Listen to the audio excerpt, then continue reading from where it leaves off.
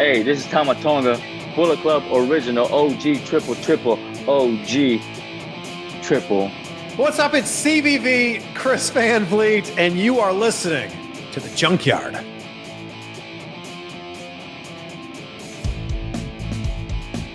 What's up, everybody? Welcome to the next edition of the Junkyard, episode number 10. I am your host, Spencer Cantor, also known as number 11.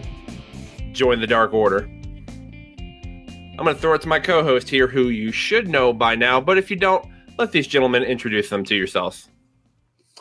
Well, if you don't know me by now, well, you should. And for those of you that don't know me, my name is, I'm known as DDJ, but my real name is Dennis Day Jr. Normally, this would be the part where I'd say I'm the host of What Do You Say with DDJ that drops every Monday at 12 a.m., but I'm going to do things a little bit differently today. And background story is my name is Dennis Day Jr. I am the son of Dennis Day Sr., and on this day that we're recording, which is January 2nd, today would have been my dad's 72nd birthday. So, Dad, with the blessing of number 11 and Jovanni too Hotty, we are dedicating this episode to you today. I just wanted to say happy birthday, Dad. I miss you and I love you. And I know you'd want me to keep on going and stuff. And I know the people want to keep on going. So what else am I going to do but give the people what they want? And what the people want, you guys, is me. I am El Guapo too Hotty, Jovanni too Hotty. Just like DDJ said, man, I've never had the honor of meeting DDJ Sr., but getting to know DDJ Jr., well, I guess it would be DD Sr., then DDJ, DDS and DDJ.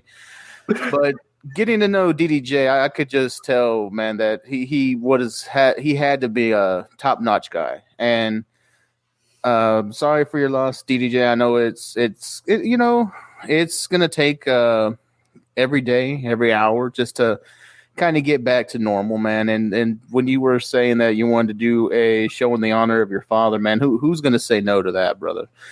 Much love to you. Some assholes. Well, we're not assholes here in the Junkyard. We're faces, not heels. Get our shirt, PWJ. But yeah, man. Cheap pop for us, man, but nothing but love for you. I appreciate that. Thank you so much. Those are some very kind words. Yeah, DDJ, I know this is going to probably be a rough one for you, but hey, we're here for you, man. We'll help you through it for sure. I appreciate that, guys. I love you both. Yeah, I love you too. Love you much, man. As Dennis was saying, yes, we're doing this in the memory of his father, who would have been his 72nd birthday today. We're also doing this in memory of Jon Huber that passed away last Saturday night. As you can see, we are all wearing our Dark Order merchandise. Join the Dark Order. We did a little 5-minute, 6-minute tribute right before our episode of the Junkies, but in this episode of the Junkyard, when we get to our roundtable discussion, we're going to go talk about the AEW tribute show and talk about all the life and memories of Jon Huber, Mr. Brodie Lee, Luke Harper, Big Rig, however you know him as. But we'll say that for later. We're going to get started with our normal segment here. What happened this week in wrestling?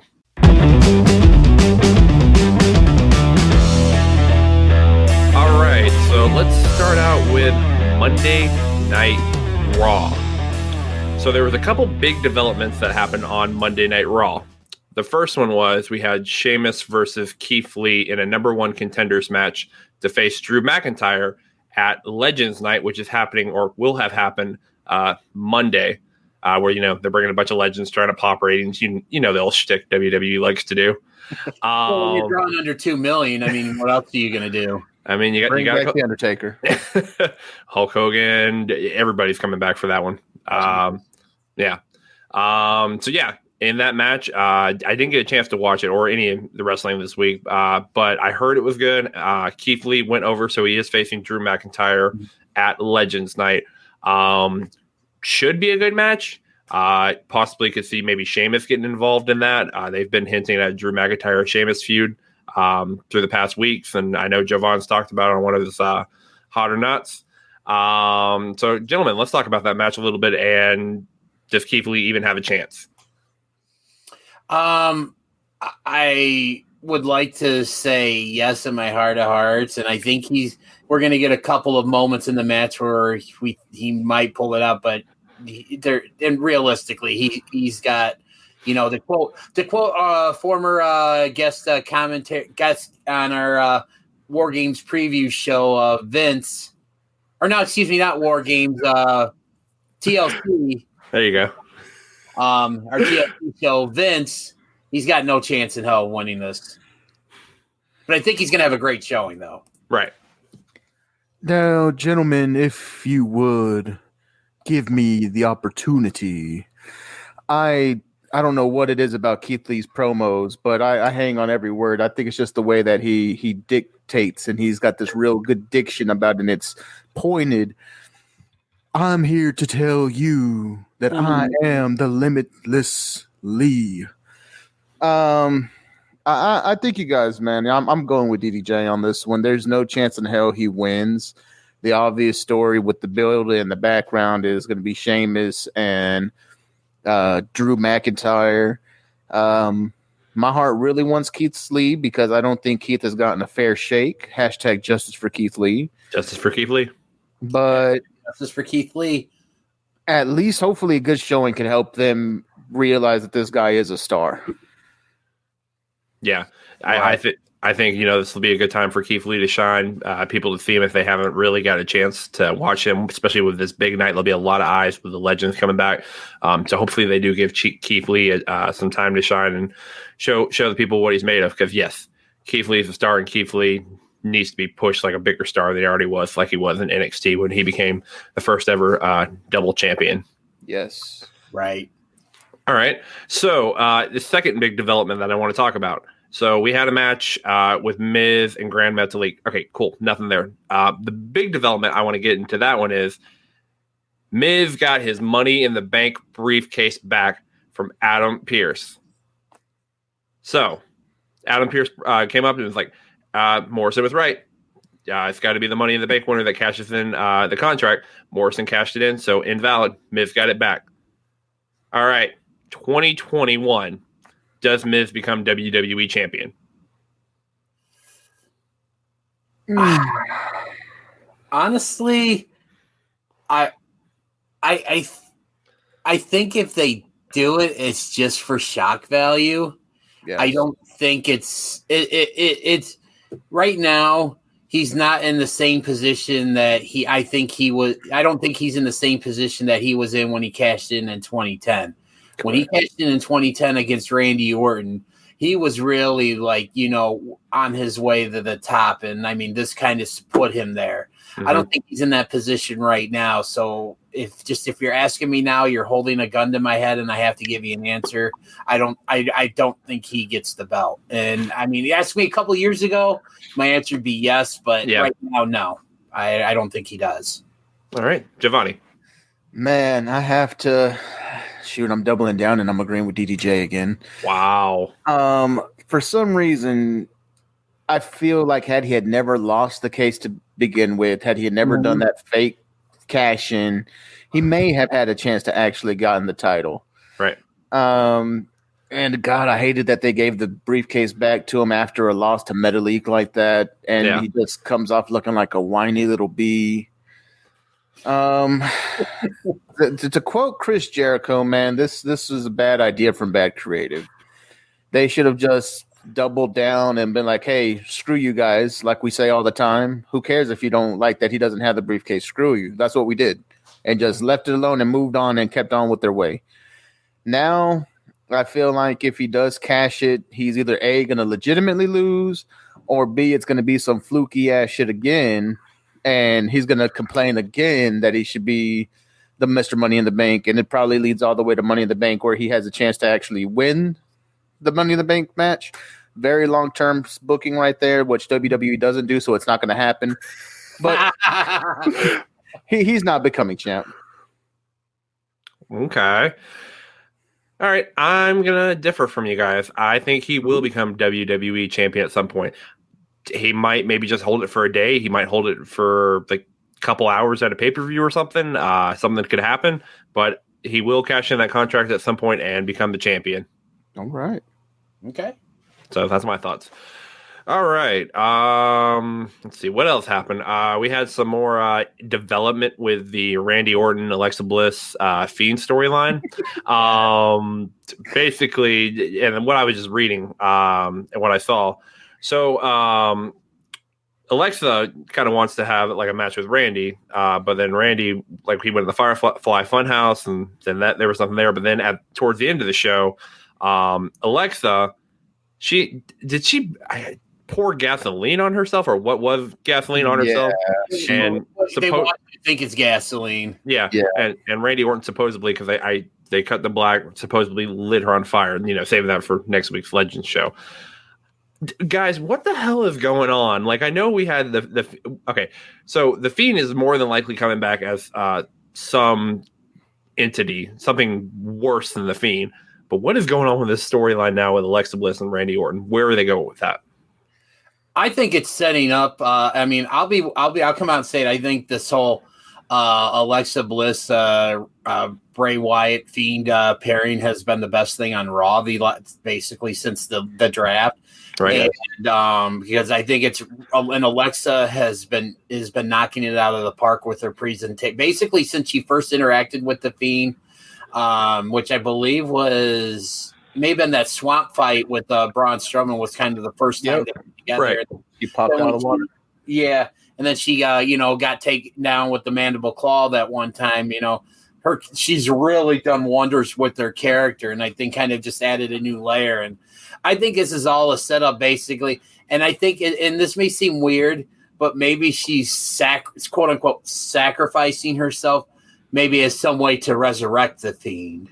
And I think all this is going to lead to quote Christian, one more match with Randy Orton and the Fiend, and we'll probably get it at the Rumble. And more than likely, yeah. I mean, and I don't know where you can go after the Inferno match that we saw at TLC, but I think it's basically leading to one more match between these two, and we're finally going to get that blow off. That's going to be the end of this feud. So I'm intrigued. This is really the only thing that has me intrigued to watch for next week, because I'm anxious to see, did Randy Orton actually burn her, or what if they stopped it beforehand and that. So, okay, I'm gonna give you guys hot takes and conspiracies on this one. Oh, fun! Double down. Hot takes and conspiracies. Hot takes and conspiracies. Doubling it down. Now, hot take. First off, I'm gonna start with this. The Alexa Bliss call out, while I may kind of play into the storyline of her and the Fiend's weird relationship, I'm not 100% against that. I wasn't even 100% against her trying to get Randy Orton to go against her. Wasn't necessarily against the whole burn me type of thing. But what I don't really, agree with is the why, right? I could kind of see, this is why they're going to do it. But what's the long term here with Randy Orton and Alexa Bliss? Is Alexa Bliss going to become some kind of weird ass Fiend monster if she gets burnt up? Are they trying to write her off of TV by burning her up? So what's the end result for Alexa Bliss? Because I can see what they're doing to kind of push this Fiend story to bring out the new iteration of the Fiend, which I think will be cool. It'll be killer. But this kind of goes to my my conspiracies. For everybody out there, get ready. This is a Too Hotty conspiracy, guaranteed. Ooh. Conspiracy. I don't think we've had a guaranteed one before. I know. Somebody called Jesse the Body. We're about to get into conspiracies. Gentlemen and listeners of the Junkyard, quote me here. I think Alexa Bliss is pregnant. Damn. We haven't seen her taking a bump in a good while. True. Her Alexa Bliss character now has a little bit more baggier clothes. Mm-hmm. On Raw, I was thinking to myself when she was coming out to the ring and her overalls and everything, I said, man, she looks a little thick. And her boyfriend just got engaged. True. So, conspiracy theory here, this may be a way to write off Alexa Bliss from TV because she might be pregnant. You heard it here first on the Junkyard. You That's it. definitely heard it here first. I don't think I've heard that anywhere else No, at all. I never even would have thought about that. But I mean, Not to sound like a creepy stalker, but I'm a big time Alexa Bliss fan. And when she looked a little out of the norm, I'm like, damn, she might be pregnant. So she wasn't just looking thick with 2 C's. It was like thick, the regular thick. Yeah, the regular thick, not like her normal man. She's thick. No, this is they're trying to cover up something with those baggy clothes. All right. Well, if she is pregnant, the Junkyard sends her and her fiance congratulations. I think Name that'll Ryan or be something? Ryan Cabrera. There Ryan you go. Cabrera. I think they're gonna have a damn cute baby for sure, Oh, yeah. Ryan Cabrera, we at the Junkyard, we salute you. and we are jealous as F. And we also add you to the list of people that we would include into our fraternity of Eskimo brothers. There, I was waiting for that. That's what I was waiting for. Oh Put that man! on a shirt. All right. So that's all I had for Monday Night Raw. What else would you guys like to talk about there before we move on? Well, looks like we got a couple people announced for the Rumble matches. I mean, I think I believe Shayna Baszler has officially been entered in the women's match, and then someone who was it that guy? I think they announced one male entrant. I can't remember off the top of my head who it was. Was it Braun? No, because I don't think because he's still out. I think. I don't remember who the hell. We're getting that build to the Royal Rumble and stuff, but I mean, also Charlotte Flair had her first one-on-one match since she's been back against Nia Jax, so we got that. And then we had we had Ricochet versus the leader of my favorite group, as you guys always like. What's the name of that group, DDJ? What is it? I forgot. No, I'm just kidding. Oh. It was here. Hold on. I'm going to deprive you of the pleasure. Retribution. Oh, it still hits. But no, I yes, mean, it does. and basically the whole thing is they're trying to basically break down Ricochet to force him to join the group. And Ali won the match, and then Ricochet's interviewed after the match, and we kind of almost got that where he's going to join him, but he's like, I'm going to. Then he said not join you, and then I think he hit a couple moves on the guys and then took off. So we're probably getting more of that story. Yay! Prince Ali. Wrong one. Oh, other Ali. But, yeah, that's really, I think, all I got for Raw.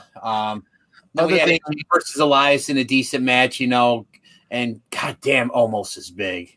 Yeah, he is. That's a monster of a man. All right, Jovanni, you have anything to add to that? I think I'm going to add in just one because my favorite faction looked strong on Raw, which was a very good delight. That's the Hurt Business against the Hardy Bros. Yeah. Yes. The Hurt Business. I'm sorry, guys. It just sucks the life out of me with that bullcrap Hardy Bros. Oh, it's so terrible. That's a terrible name. Oh, well, why not? Vince will. Never mind. Come on, man. Like bro nuts? Bro nuts. Golly. Brosif. It's terrible. But too much. It is too much. But at least the Hurt Business went over looking strong. So I mean, build them up, let Retribution dwindle out. I'm fine with it. Well, you don't think Retribution is going to get stronger and add more members to its rank like Ricochet, or? Oh no, Ricochet. If Ricochet joins, maybe I'll start getting interested in that storyline again. Yeah. But something tells me he's just waiting until that contract expires sometime this year. Yeah. Yep. He might be taking a little trip to Jacksonville, probably. Hopefully. Oh, that'd be great. That, or he maybe goes. He goes back to the Far East to maybe renew a rivalry with a certain leader of a new faction that's been causing havoc in New Japan. That would not be smart, man. Those guys they're really starting to take over, which is amazing because I always said, and like I said, I've said it millions of times, Will Ospreay does not get enough respect. So shout out to Will Ospreay. Respect. Is that like a type of respect? Sorry. RESPECT. RESPECT. Find out what it means to me. All right. Before we get off the rails, even though we more than likely will continue to be. I thought we got no, we're actually kind of staying on the rails right now. Okay. let's move on to SmackDown. Haven't got a chance to watch it. Heard it was actually a pretty decent show. Guys, tell me what happened on SmackDown. It was a decent show, and week in and week out, SmackDown continues to put out a better, better show than Raw. We got more, it doesn't look like we're done with Roman versus Kevin Owens. Nope. Right. Kevin Owens basically started this show by saying, I'm not coming for you this week, Roman. I'm coming for Jay, because basically Jey Uso's cost him the Universal title twice in the last week. First time it was at TLC, and then he cost him on the Christmas episode of SmackDown when he handcuffed Kevin Owens to the cage and, basically allowed Roman to walk out of the cage to get the win. Right. This story just keeps getting better and better, and Kevin Owens just keeps knocking it out of the park with the promos and the action and everything. And SmackDown ended on, I believe, Roman throwing him off at some point off the Thunderdome through a table and stuff, and knowing Kevin Owens, he's not going to take that lying down. He's gonna get back up, and he's going to keep on coming. So, So what's the chances that Kevin Owens goes through 8 more tables a la Lana? Well, the only difference between that is I think he would finally get his comeuppance and put Roman Reigns through a table. Nice. Unlike Lana, who will never power bomb or put Nia Jax through a table now. You can't lift her. I don't know why y'all thought that was going to happen. How the hell is she going to get I think maybe because Mandy Rose, Dana Brooke were kind of involved. They could have all got together, picked her up, boom, the table. Jesus. But I mean, how do you do that?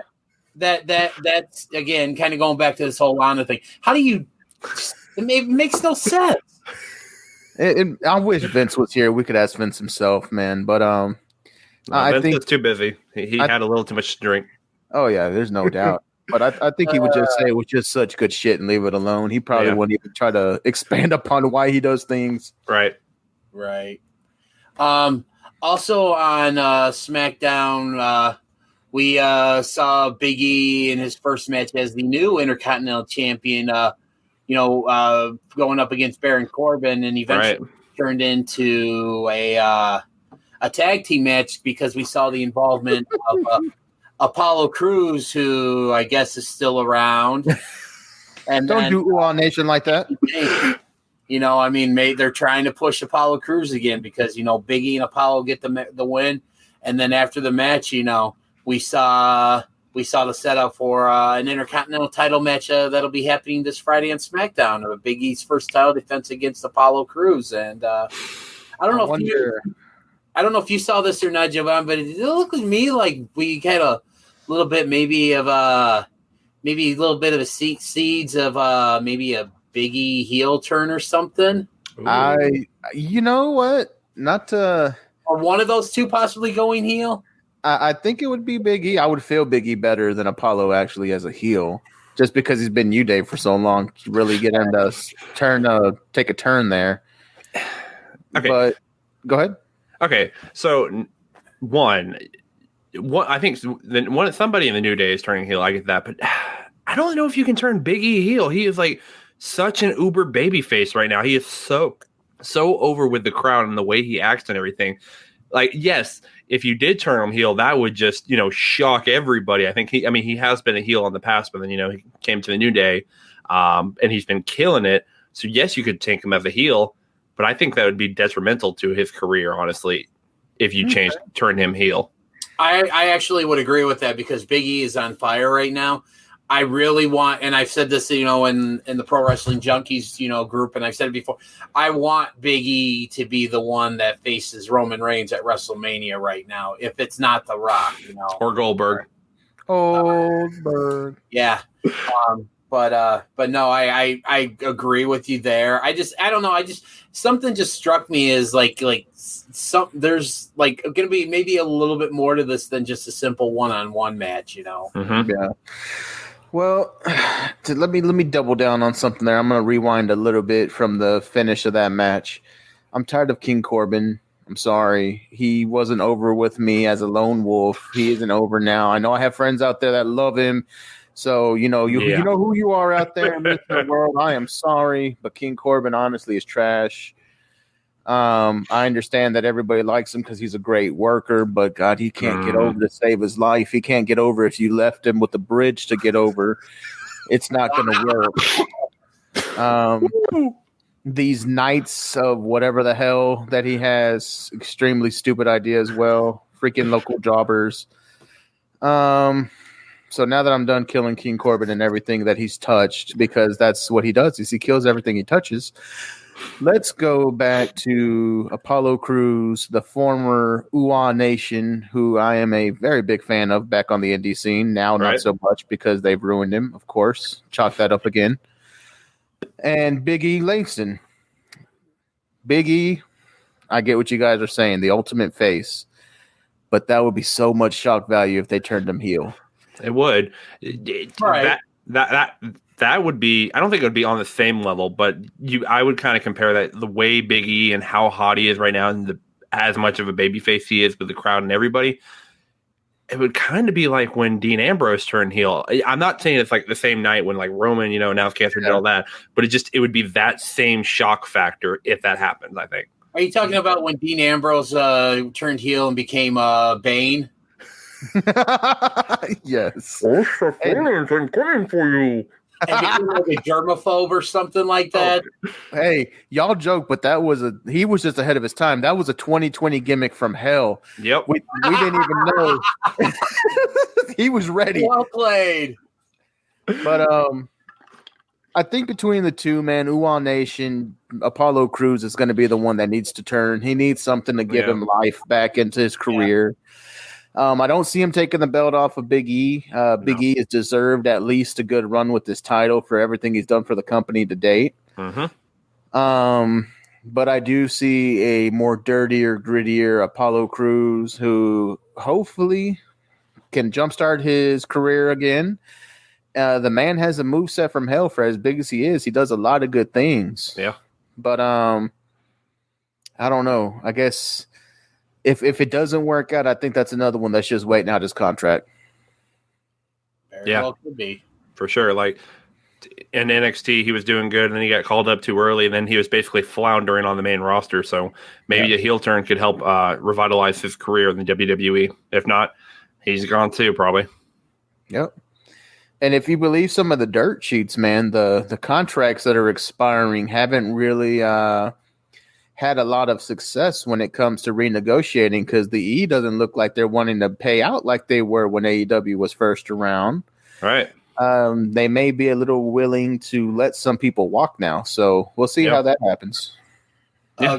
Agreed. And it's I'm honestly, I am glad that they're doing this, because I thought it was really, I guess the best word I could describe it is petty. Petty when they were signing all of these guys up just to throwing them money just so they couldn't go work for AEW or let's say all these other organizations, mainly AEW. I thought it was just kind of petty and stuff. So I'm glad to see that maybe they're realizing hey it's not worth it to pay these guys to do nothing or something. Yep. So I think the COVID layoffs hit them a lot harder than what they're willing to admit. They've lost a significant amount of money. They're not getting any gates right now. So I think if it's coming down to them deciding whether or not to let talent walk who they can't do anything with, they're going to let them go, because WWE has this horrible sense of, well, if I couldn't get you over, nothing will. But we'll talk about that later when we talk about Mr. Brodie Lee. Absolutely. Yeah, I was just going to say in response to that, I mean, if that's their way of thinking, that if they can't get over in the WWE, they can't get over anywhere. I'm going to quote one of my favorite TV dads of all time, Red Foreman, and say they're a bunch of dumbasses. And for a prime example, and like I said, we'll get into it later, Brodie. I mean, there's so many other guys that could fit into that as well too. But anyways, we'll save that for later. Yes, absolutely. All right. Anything else you guys want to touch on SmackDown before we head over to the first Wednesday night show? Daniel Bryan and Otis, it looks like Daniel Bryan's buying into this Gable Alpha Academy stuff, which I mean, if and this is kind of my contingency plan, if they decided to do the heel turn with Big E, if they decide to do the heel turn with Big E, Daniel Bryan's winning the Royal Rumble. Yes. Because that kind of looks like at least they're setting him up to have at least a really good run in the Rumble. So, but what's worrying me about that, because I would agree with you on that point, but my only drawback on Daniel Bryan would be the fact that he now has 2 kids. Yeah. And he stated somewhere that he's looking to go a little bit more part-time and be a little bit more dad. Mm-hmm. So I don't see him getting that mega push, winning the Rumble, because that's a guaranteed shot in WrestleMania for somebody that they know wants to take a lighter schedule. Yeah. I'll go ahead and say, in all fairness, and the one of the benefits, there's some benefits I think that have kind of come about as with this whole thing with COVID, is the fact that these guys are working a lighter schedule. They're not, they're basically, only having to show up for work essentially 1 at most maybe 2 days a week. So, right. I mean, maybe in this era, Daniel Bryan could, have a run because, he won't be out on the road, 3, 4, 5 days a week and be home too. He can go work his 1 day. And I think he's in a position enough to where he can be like, yeah, you know what? I'm only coming in for, SmackDown and that's it. And I think they would allow it. So if the COVID weren't happening, I'd agree with you. But in this era, I definitely think Daniel Bryan could get at least one more run with the belt, because of this schedule that these guys have. So, okay. Yeah, I can see it happening, but I'm going to go ahead and put it out there. Daniel Bryan ain't winning the Royal Rumble. No, like I said before, right now Big E is my pick to win the men's Royal Rumble. I would love for that to happen, but I don't think that's happening either. We'll save our predictions for when we get into our Royal Rumble prediction show closer. Can we bring Vince on for the Royal Rumble prediction show? Oh, we have to. I don't know if we'll bring on Vince. Maybe we'll actually bring on another member of the group. Oh, maybe. Okay. So we'll see. We'll talk about that. Okay. All right. So let's move on to the first of our Wednesday night war shows, and that was NXT. Because as we said earlier, we're saving AEW for our roundtable section. All right. So NXT, we had our end of the year awards. I have those pulled up here. I'm going to read those off for our listeners and myself, who didn't really remember all these. Not to be confused with the Junkies. That's right. Not the Junkies. Yeah, guys, quick plug for us real quick. Make sure you guys go check out the last episode 9, The Junkies. It was our Cheap Pop, man. It was our end of year awards show.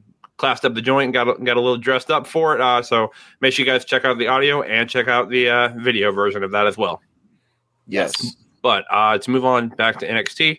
All right, so these were our NXT award winners. Event of the year, NXT TakeOver War Games. Agreed. Rivalry of the year, Adam Cole versus Pat McAfee. Yes. Breakout Star of the year, Shotzi Blackheart. Disagree. Yeah. I don't have any issues with that, but yeah, she wouldn't have been my pick. Okay. Tag Team of the year, Undisputed Era. Yes. I don't know if I'd agree with that one. Okay. We'll get back into that. Female Competitor of the Year, Io Shirai. Yeah. Okay. Yeah. Male Competitor of the Year, Adam Cole, baby. Boom. I would agree with that, yeah. Match of the Year, Finn Balor versus Kyle O'Reilly, NXT TakeOver 31. Yes, if we're doing NXT North America only. Okay. I know where you're going with that as well. That was one of the match I know you're thinking of was one of the it was in the running and stuff, but yeah, I would agree with Jovanni there. Yeah, better match for sure. Okay. A few more here. Future Star of the Year, Austin Theory. And the overall competitor between Adam Cole and Io Shirai went to Io Shirai. Nice. Yeah, I have no issue with that whatsoever. Me neither. But you guys had a few disagreements there when I was rolling through that list. I think the first one I heard was Shotzi Blackheart winning Breakout Star of the Year. Who did you think should have won, Jovan? Damn it all! If you guys Breakout Star of the Year, I mean, who went from scrub to champ? If anything, if this guy meant anything to you, which he doesn't, and I've already proved it, but you proved it more. Your breakout star should have been freaking Leon Ruff, whatever the hell his name is. Leon, who took the North American title. Hey, real quick, Jovanni. Yes. What are you drinking or what are you smoking, and where can I get some of that? Well, I'm drinking some grade A H2O, and smoking Gatorade. With a little bit of something in there. I need to. But honestly, though, because, I mean, Breakout, the man became a champion, and now he's going to pitter-paddle back into obscurity. What has Shotzi done besides host a pay-per-view, put on outfits, and everybody's like, oh, Shotzi looks good. But what has Shotzi actually won, Jack? Yeah. You know, I respect your opinion on that. Like I said, I have no big issue with Shotzi, you know, winning the title, but someone who I think should have even been more deserving than Leon Ruff. And like I said, it goes back to what I defined as a breakout star when we were giving our picks for breakout star of the year. And to me, when you go a breakout star starts out the year and on a certain level, and I think he ends the year on a bigger level. And to me, the breakout star of the year for NXT should have been Kyle O'Reilly. I agree with that. I really think Kyle O'Reilly went from being part of a tag team, a great tag team, along with Bobby Fish.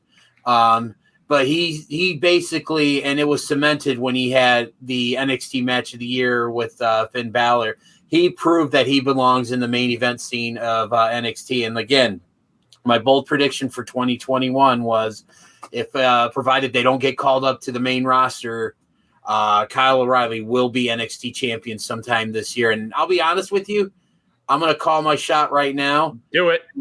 I would not be surprised to see it happen this week on NXT. Oh, that's what I was going to say. I wanted to know, do you think he's going to win the title against Finn Balor at New Year's Eve? Honestly, I'm gonna say it right now. I won't be surprised if he doesn't, but honestly, in my opinion, holding a gun to my head and have to give an answer, I think he's getting the gold this week. it's a lot of guns to your head tonight, man. Yeah, man. Making a lot of bold predictions. Blink twice if you're in trouble. Oh, yeah, he's in big trouble now. Jovan, since we're talking about this now, what do you think? Is Kyle O'Reilly going to win the championship, or is the Prince retaining? The Prince retains because O'Reilly is going to really take a hurt if he loses that belt to the eventual future NXT champion, which will be one TikTok killer carrying, whatever you want to call him, Cross. So O'Reilly can't take that loss, but Balor can. Yeah. Okay. So you think Karrion Kross is going to get the belt back because he never should? Well, he never really lost it. Yeah, but he was injured, so he had to really relinquish it. Even though Finn Balor was injured for almost 2 months, and they kept the belt on him. Maybe they just didn't want to have their second consecutive champion have to relinquish the belt due to injury. I think that's very well what happened.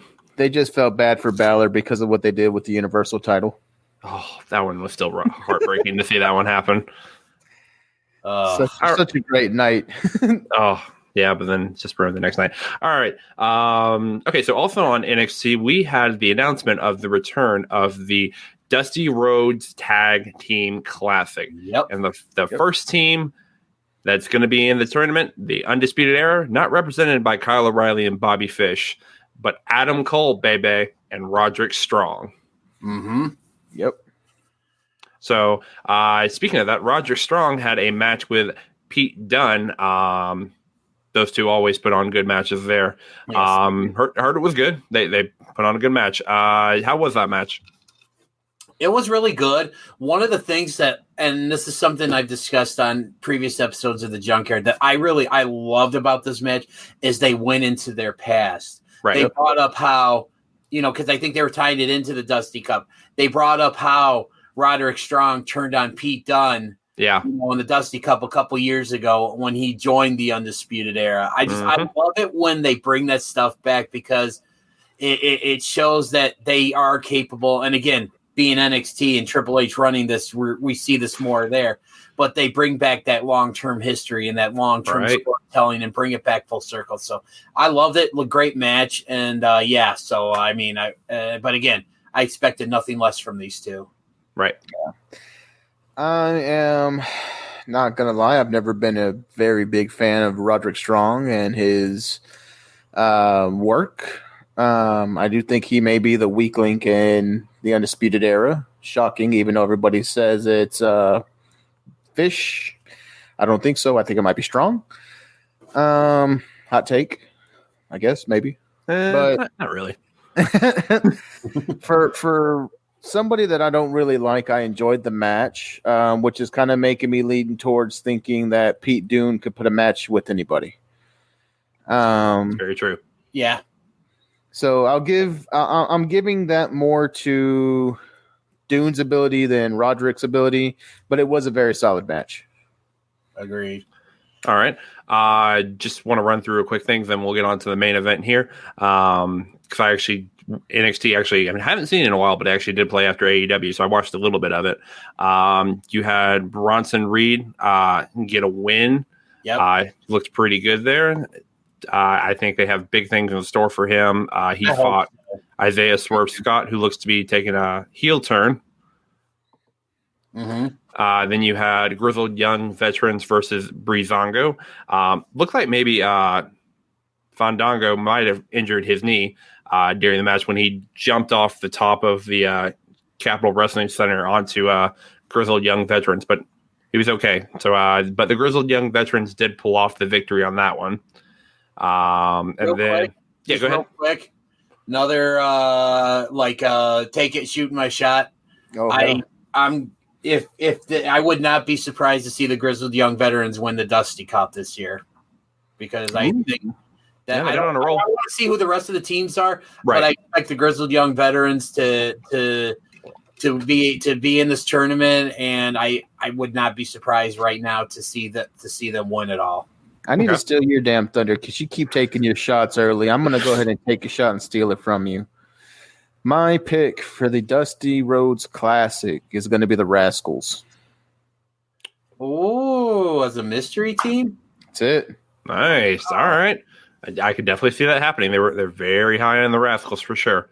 Oh, yeah. Okay. Then the next thing before the main event, you had the returning Mercedes Martinez, who I think she returned last week, correct?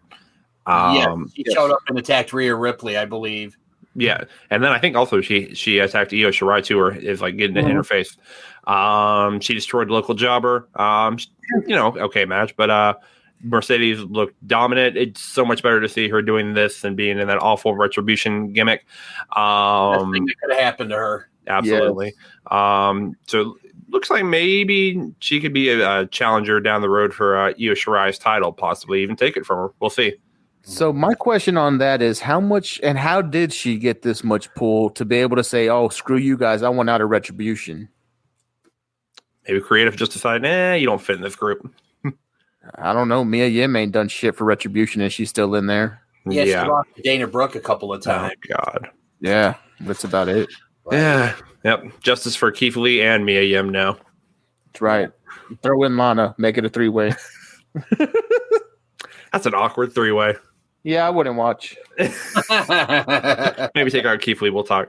All right, let's get into the main event. So all night, Johnny Gargano, the North American Spencer, real go quick, ahead. one thing that I want to bring up from NXT that I'm actually really intrigued to see happen next week. Yeah. We've had these vignettes the last few weeks with Go ahead. Boa and Xia Li, like undergoing this like really just what looks to be like real hardcore, intense. I think it's called Shifu training or something like that with this guy that took him away and stuff. And there's this mystery woman that like a hooded figure as well. Mm-hmm. I've actually really dug these, and I'm really intrigued. Like, I really like this last one because they actually look like legit badasses now. They did. And we got a graphic showing that they will be returning next week. So I just wanted to bring that up real quick because that's actually one thing that I don't think's been getting a lot of talk when it comes to NXT. You know, either in the Pro Wrestling Junkies group or just wrestling talks in general. But I'm actually really intrigued to see where this goes and who this mysterious hooded woman ends up being in that. So I just wanted to bring that up real quick. So Yeah, that's fine. There with you. All right. Okay. So, and then one more thing in New Year's Evil, you also are going to have Karrion Kross versus Punishment Martinez, whatever his name is now. Damian Priest. Yeah, Damian Priest. Thank you. I see that shows you who I think is going to win that match, Karrion Kross. But I think they're going to put on a good match. All right. Oh yeah, agreed. So main event. As I was saying, all night you had Johnny Gargano, Candice LeRae, Indy Hartwell, Austin Theory kind of going throughout the arena, arriving. All these bad things were happening to Johnny Gargano. It's all Black Cat, ladder, broken mirror, all the bad luck things. And it's like, Did okay, you see a wheel? yeah. So the Gargano curse was very real because he lost the title the first time he defended it. Then the second time he lost it to Leon Ruff, which he never should have, like Jovan said. But then he won it back at NXT War Games, and it's like, okay, well, now he's going to face Leon Ruff now. Is the curse real? Is Gargano going to lose it Ruff? And it's like, people are like, no, there's no way it's going to happen. But thankfully, Johnny Gargano did retain the North American title, and the Gargano curse is broken. And I'm going to go ahead and give a hot take here. I think he's going to hold that title for a long time. Agreed. Maybe like 6 months or more. Ooh. That might be a little long, but I think he definitely deserves a good long reign because his North American reigns have not been that long. His NXT Championship reign only lasted till one takeover, so I think they will give him. They are very high on like this Gargano family kind of together with Indy Hartwell. Yeah. I think they're very high on them, so I could definitely see them getting a good run. Not really a good challenger for the North American title right now, but and you could have those two and Candice LeRae help Gargano keep that title. Yeah, I'll give it to you also because I don't really think there is anybody, as you stated, that's a viable challenger right now for the mid title. Right. But I think someone that they're building up to be that champion, that challenger, but I don't see that happening for a while. Mm-hmm. Who? Certain someone that we mentioned a little while ago. I easily could see Bronson Reed being that next guy and that next challenger. Right. Okay. If you were going to say Leon Ruff, I was going to walk off the set. No, Jovan. Leon Ruff's going to be a 2-time champion. I see. Unlike, I wait till he puts his headset back on. No, hey, Jovanni, unlike our esteemed host number 11 here, I'm not going to be an asshole to you. I wasn't objecting to that, so. Well, thank you, DDJ. I got your back, man. Well, for the first time ever on the Junkyard, DDJ is not being an a-hole.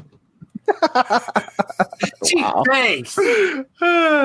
All love on the Junkyard today. All love on the Junkyard. Yep. Heart emojis, heart, whatever these are called. All right. So I think we basically talked about everything NXT, which is probably like our first time we've actually done that. Okay. So that's it for like all the major shows. Nothing really happened on Impact. They just did end of the year award stuff. I think Kenny Omega and the Good Brothers are supposed to be on Good Brothers, of course. But yeah, go ahead. Okay. Real quick, congrats to former virtual markout guest Deonna Purrazzo on not only winning Knockout of the Year, but also winning overall Wrestler of the Year for Impact. Nice. Yeah, she had such a breakout year with Impact, man. It doesn't help that I'm a mark for Deonna Purrazzo, but honestly, first night in the company, she gets the championship. Yeah. Then she's supposed to have the feud with Kylie Ray. We know what happened there. Yeah. They bring out Su Yung. That becomes gold. Then her and Su Yung feud. She gets the belt back. Now she's, pretty much telling everybody, she's holding everything to the Virtuosa standard, which is like the gold standard. Right. I like it, man. She brings a sense of class to the joint. I'm all in. Yeah. So. All right. Mentioning Impact, and I got to make sure we got to give props to a former markout guest. So absolutely, always have to. Anybody that took time to be a part of a virtual markout, please make sure you give them all the love. Yeah. Oh yeah, oh yeah. All dig right. It. Yes, dig it. So yeah, that's it for the main shows. Tonight or whatever the time zones are, Wrestle Kingdom, 15 I think we're on now.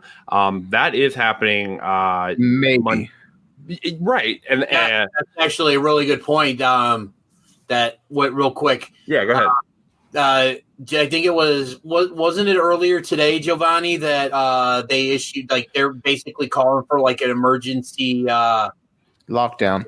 Yeah, lockdown or something because I guess Japan's seeing a rise in cases of COVID-19. Yeah. And it's from what we're hearing. Again, we don't break the news here. We just report what we hear. But there is a chance that Wrestle Kingdom could be either possibly postponed, delayed. We don't know. But I mean, it's put the status of Wrestle Kingdom in a little bit of a flux right now. Yeah, I will say this. I do keep tabs on it because I am a New Japan fan. I think I've mentioned that a couple of times. I'm a big fan of NJPW, but right now it's looking like if the request gets approved, it may delay New Japan having the ability to put on Wrestle Kingdom. Right. And it all hinges, and this is the crazy thing. It's just a matter of hours. When is it going to happen? Will they get the yes? Will they get the no? Right. So we'll see. Hopefully we have Wrestle Kingdom because I was wanting to do a Wrestle Kingdom special, but now with the uncertainty, it's not going to happen.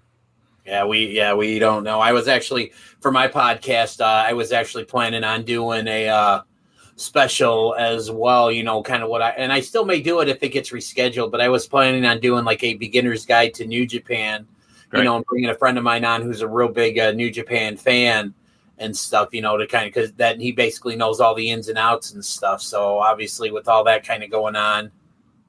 Damn. Yeah. And I think it is for the casual fan who knows some of their favorites that are over there, or at least Jon Moxley being the U.S. champion there. Yeah. And for those who may or may not have known, Archer was there. Mm-hmm. Kenny Omega, of course, the Bucks, everybody. But if you haven't gotten into New Japan, the Good Brothers, right? AJ Styles, Finn Balor. Finn Balor, everybody basically that's good came from New Japan. No, former markout guest and very first interviewee of the Junkyard Tama Tonga. Go Gorillas of Destiny. That's right. Yeah. Pulling for them. Hopefully they pull it out and get the titles because they said they were going to win the tag tournament, which they did. Mm-hmm. Now, Destiny fulfilled if we get the titles, which will be awesome. Right, because I'm a G1 2021. That's it. That's right. He's going to win the G1. Gorillas of Destiny, you're going to win at Wrestle Kingdom. It's all going to come up GOD, baby. GOD. Mm-hmm. But definitely get into New Japan, you guys, if you can. Get in JPW World. Find some friends who has the old videotapes. Yeah. YouTube. Get in where you can. Yeah. Yeah, absolutely. So, again, we don't know. There has been talks that it might still be going on. But then again, we don't know. So, by this time it comes out, we'll either have had night one of Wrestle Kingdom or it got delayed. So, we'll see. But for sure, if the time zones are weird. Here, it's going to come on 3 a.m. I think. I'm not going to be able to watch it. Yeah, it's something like that. I think they're something 15, 16 hours ahead of us or something. Yeah, it's weird. But like Jovan was saying, get New Japan World. You can get a month free or whatever. $9.99 yen, whatever that comes to. It's a little over $8, I think. Yeah, a little over $8. Very reasonable. Yeah. Oh yeah. 999 yen, I think that's what I meant to say. But yeah, do that. Watch Wrestle Kingdom. Maybe come hooked up with New Japan. Great wrestling there if you've never seen it. It is. All right, so that's it for wrestling. It's time to get into our weekly roundtable, where we dedicate this one to the late great Jon Huber, Mr. Brodie Lee. Join the Dark Order. Join the Dark Order. Join the Dark Order.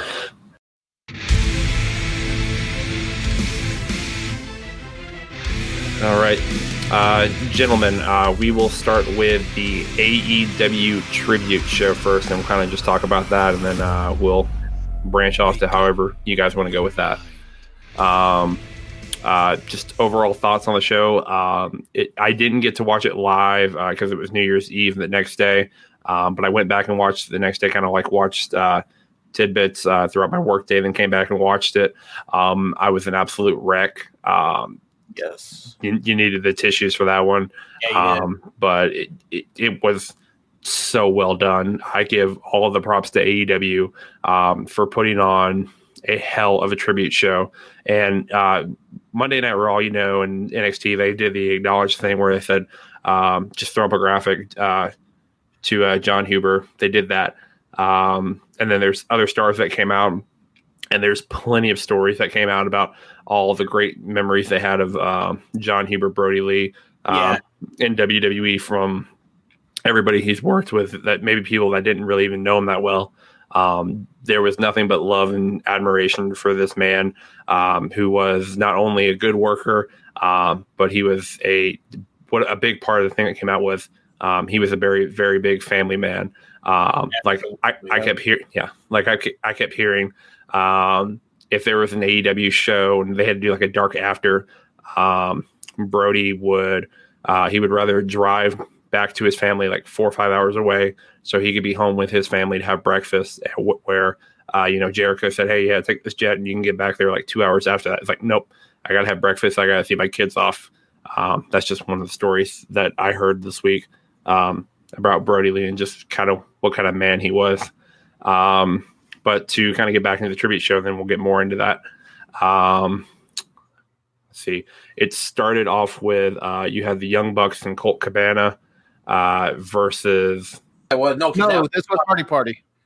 Yes, right. Party. Yes. Thank you. So yeah, they actually on this tribute show they actually did tie in storylines, which I did appreciate, but they did it in such a tasteful way to honor the memory of Brodie Lee. Basically, every match had somebody from the Dark Order from it, and spoiler, everybody from the Dark Order went over as they should have. So you had Hardy Party come out first.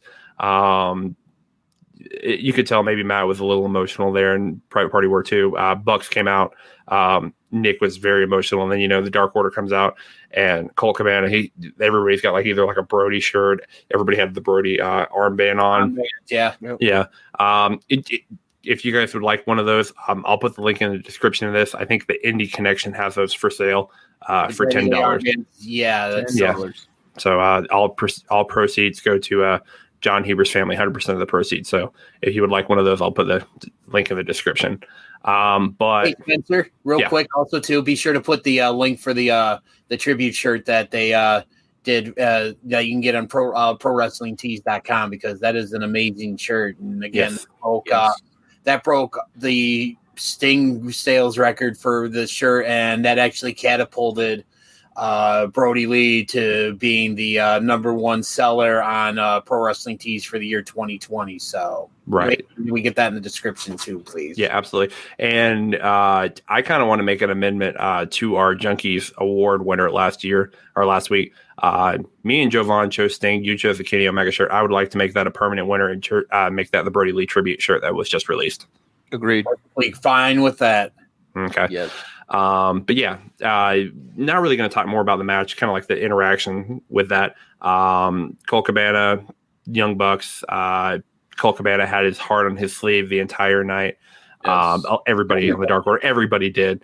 But they put on a good match. They tied in the storyline with, Private Party beat the Young Bucks, and then Matt Hardy always wanted to kind of be the one to get over on everybody. But in the end, Colt Cabana was able to get the pinfall victory and with the Superman pin. I love that pin. Yes, that is an awesome pin. It's a great pin. Also, beforehand, we had a kind of a breakdown with Moxley, and he was talking about his time with Brodie, and you could tell he was trying to hold back tears there for sure. But he's a tough SOB, so he was able to make that through. Guys, if you didn't know, New Year's Smash, that definitely got pushed back. You got night 1 next week, night 2 the following week. This took precedence, had to make sure to do all that. So anything that was going to happen, it was all about the tribute to Brodie and the Dark Order. And if you guys didn't know, which we have a very, very good group of listeners. I know you guys are very up to the news and very, very smart listeners that we have. I know you guys already know, but I'm going to say it for those who don't. This night, the whole night, the tribute matches, everything was dictated by -1, which is Brodie Lee Jr., Brodie Lee's son. him and Tony Khan. Apparently, Tony Khan wanted to do this. I think he said it was like a 2 a.m. kind of thing. He couldn't sleep for days when the news broke. Yeah. And he said he had to do something. He had to do this tribute show. So him alongside of -1, they figured out what the show would have been, how it all was going to work out. And, those two basically booked the show. Right. So Brodie Lee Jr., man, at his young age, has a mind for the business, which is amazing to see. Hopefully he grows up and, he's able to live into that Brodie Lee Jr. name. I would love to see him in the ring one day. I think we will. I mean, I think it was pretty made apparently clear through the show and even all the videos we saw, about, kind of leading up or stuff that was recorded and stuff. He's a fan of the business. He loved what his dad did. And I think he's going to be one of those kids that's going to, he's gonna follow in his dad's footsteps and keep that Brodie Lee name alive. And I fully expect to see him. And when he can legally, which I believe is about 10 years or something. I think he's 8. Yeah, and stuff. I definitely expect him to see. Expect to see him.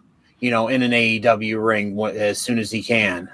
And just to throw this out there, because, all the tributes to Brodie Lee, you could go online and see them all. You can see the small tidbits that were thrown in from SmackDown, from Raw.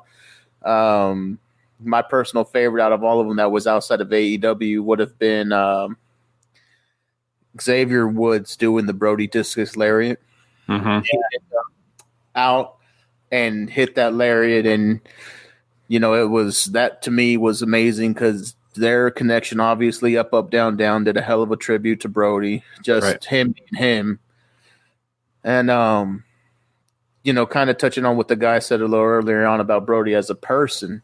If you look at all these interviews, you have people who have been in the business a long time. And a reoccurring theme they say is, if you make it out of the wrestling business with at least 5 good friends, you've done good for yourself. Right. Everybody said that Brodie Lee is one of those 5 people. They put him on the Mount Rushmore of people who do the business right. Yeah. And it's a heartbreaker, man, when you lose somebody who not only had a mind for the business, had a heart for the business, but honestly, nobody has said crap about him at all. Nobody. And I don't care who you are. There's maybe 2 people that I could think of off the top of my mind that when they passed, nobody said crap about. That's Eddie Guerrero and now Jon Huber, Brodie Lee.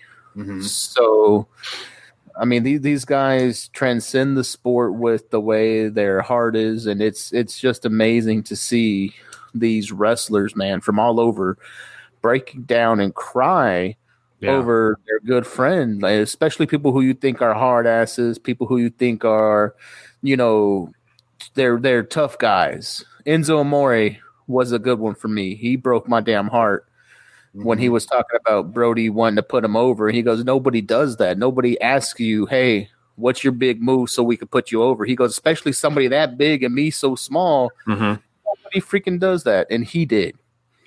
So, sorry, go ahead. I was gonna say, man, it's rare. It was a rare thing to see. It was Mr. Brodie Lee. Yeah.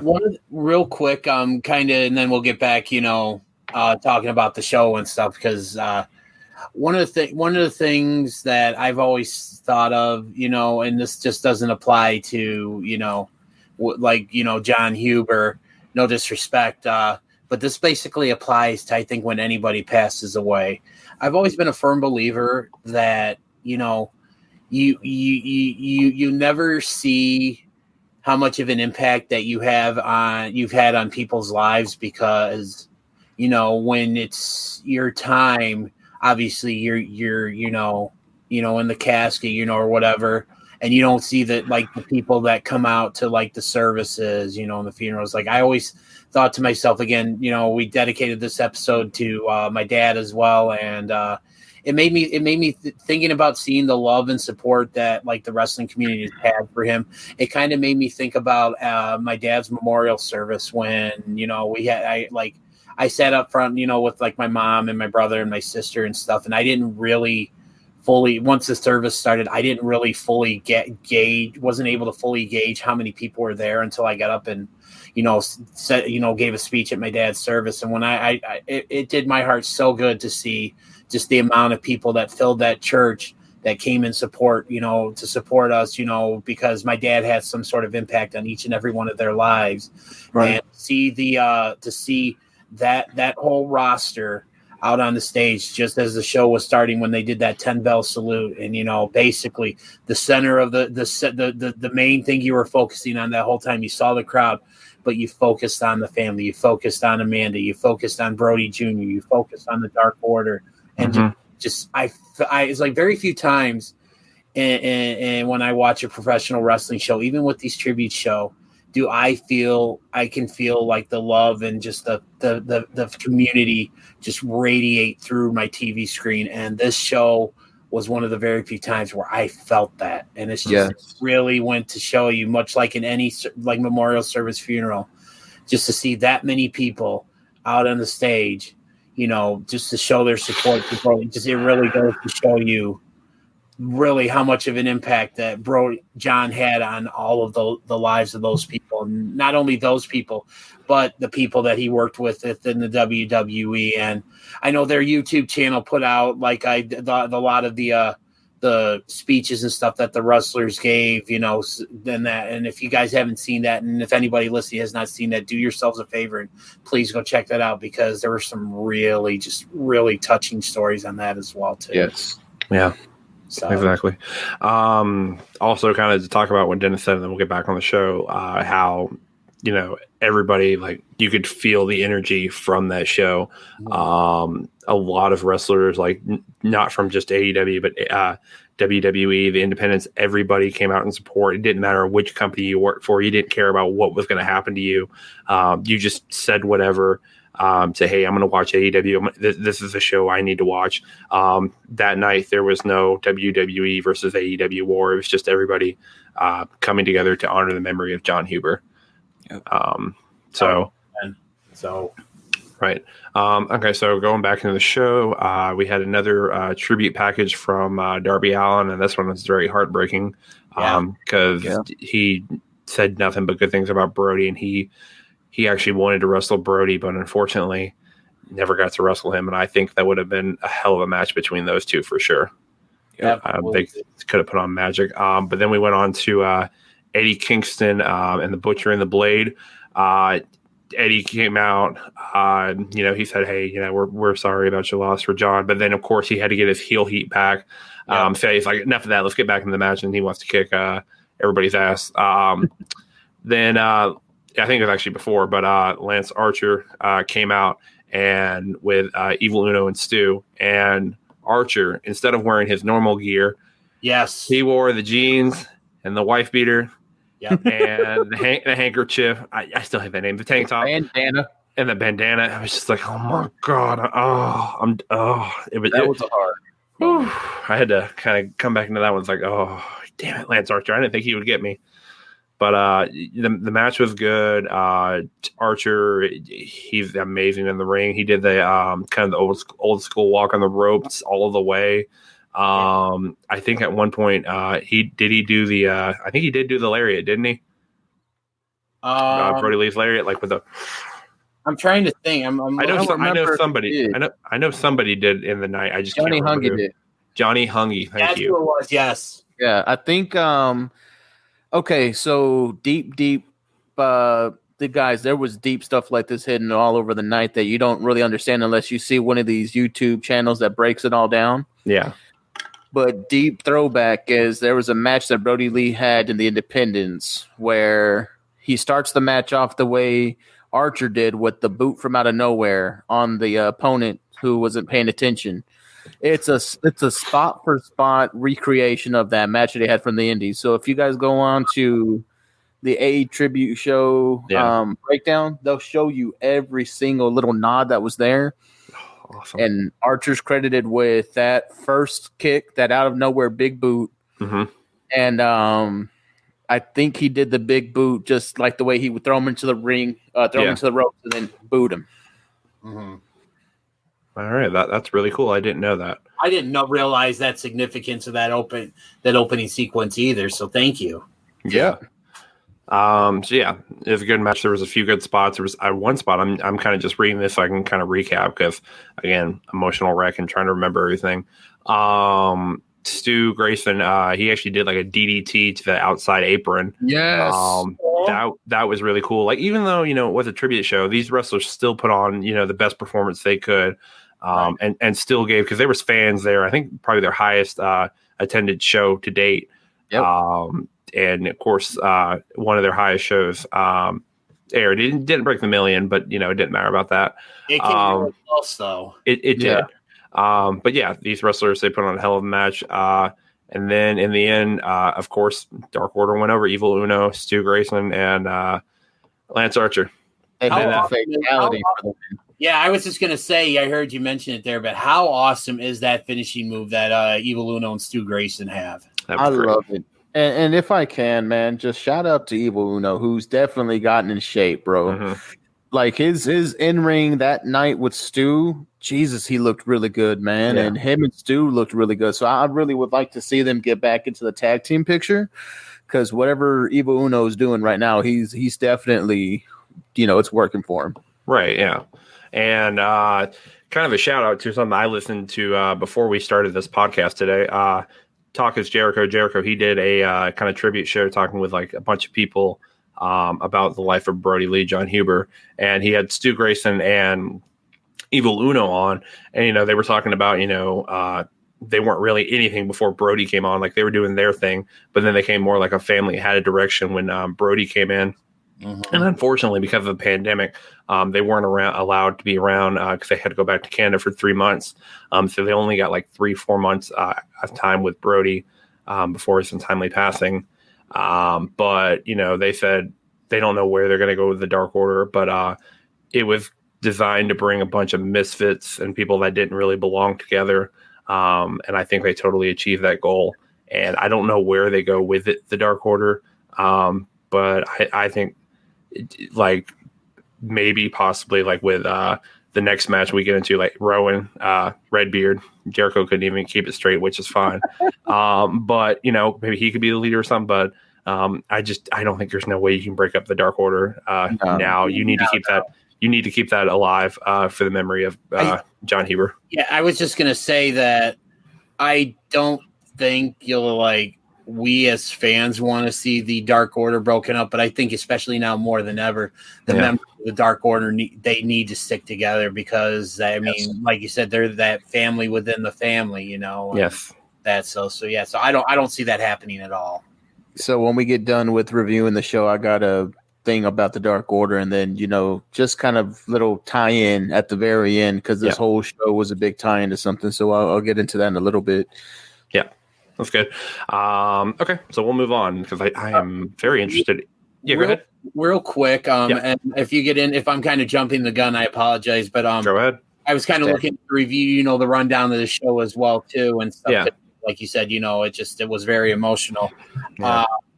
There was another a package, done after this match, and I believe that this was the one where they showed a lot of the slideshow with a lot of the photos from their time when he was in the WWE, which I don't know if they had to get WWE's permission for those photos, or I don't know how that stuff works, like the legalities and all that.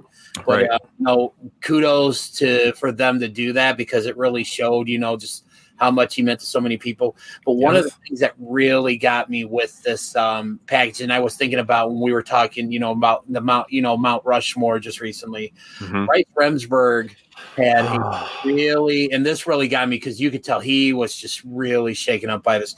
Yes. He said, and I quote, "If there was a Mount Rushmore of wrestling dads, I think Brodie Lee should be on that face." Yes. And that just really was one of the quotes that really hit me hard and stuff. And there's another one that we're going to talk about a little bit later that meant so much to me and stuff. So, but this was just one thing I wanted to make sure we touched upon with that, because that quote alone was just wow. Yeah, that was a very powerful quote to hear that. Okay, and now we're going to get into the match that made me bawl my freaking eyes out. Because, All right, so Hangman Page versus Alex Reynolds and John Silver versus MJF and Santana Ortiz. First, we'll get into Santana Ortiz. Came out, MJF was wearing matching gear to Santana Ortiz, like the Puerto Rican gear with the gear. That's so bad. I want that to be a 3-pack. My whole being and my whole Puerto Ricanness yearns to have those three with the Puerto Rican gear on. It would literally make my day. Yeah, reach out to. I'm glad you said that, and not saying that you wanted to get a pair of those tights for yourself, Jovanni. Oh no! You know what? Jacob does have those random MJF shorts. If I had to own a random pair of MJF shorts, because I'm pretty sure that piece of crap would leave shit stains in them, I'd at least Puerto Rican flag one. Oh, just wash them; they'll be fine. I'm not washing that man's skid marks. All right. Well, that's not where I thought that was going to go.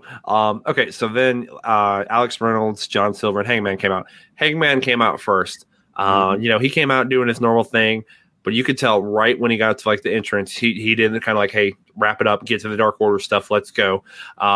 They played the Dark Order music. All the Dark Order came out. Alex Reynolds and John Silver came out in gear that Brodie Lee bought him for just a bit on BTE, and it was like his exact gear he had worn.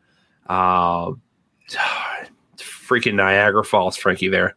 Yeah. Oh, that was rough. It's built in because that spot was built in earlier in the night. Because when Dark Order first came out, Johnny Hungy was the last one to make it out the tunnel. He didn't stand at the ramp with them on the first match. He was late coming out because you could tell he was backstage crying. So when he finally came out, and you saw the whole get up, dude, I was gone. Yeah. Oh.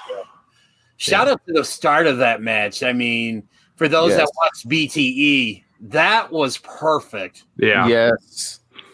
The freaking papers. Yep. Oh, shout out to the papers, man. Papers have never been. Oh man, we just got papered live on here on the Junkyard.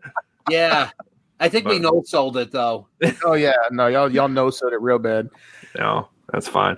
Okay, so match happened. MJF was just being a dick throughout. At one point, MJF went to Brodie Lee Jr., flicked him off, took off his mask. But Brodie Lee Jr., he was like -1. He wasn't having that. He had a kendo stick with him and just bopped him on the head. Yes. Then, Alex Reynolds and John Silver put up some great offense. Hangman always looks great. Then I'm just trying to see if I had missed anything. But they Alex Reynolds, John Silver go over in the end. That was such an emotional moment. And then, before that, we got to the end of the match. Yeah. Thank you. If you want to go ahead and take it, because I already remembered what I missed. Yeah. Before we got to the end of the match, God, I just, as if the show wasn't emotional enough and tugging at everybody's heartstrings enough, we got a surprise appearance from Brodie Lee, aka formerly known as Luke Harper's tag team partner in the WWE. We saw the I'm not going to say a debut because I don't know if this is considered. We saw an appearance. We'll just leave it at that. Yeah, surprise appearance by Brodie Lee's former partner in the WWE. The guy I believe Jericho referred to him as Eric Rowan, but as Eric Redbeard. Yeah, we even got a Bludgeon Brothers shout out there too. Yes, we did.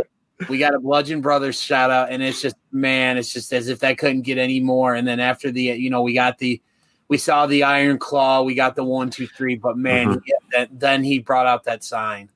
Yes. Oh, that's where I lost it because John Silver was in the ring. He was crying. Rowan came back out, lifted him up, held up the sign. If you weren't crying when Johnny Hungy got the pin and didn't get up because he's on the dude's body freaking crying. Yeah. And then finally, Rowan or Eric Redbeard comes out, picks him up, is like, it's okay. And then he busts out this damn sign. Yeah. You started crying right there. I don't care who you are. Yeah. And for those of you who, again, I have this actually queued up on my phone here. So it's another thing that it really got to me was what was on that sign. And goodbye for now, my brother. See you down the road. Yeah.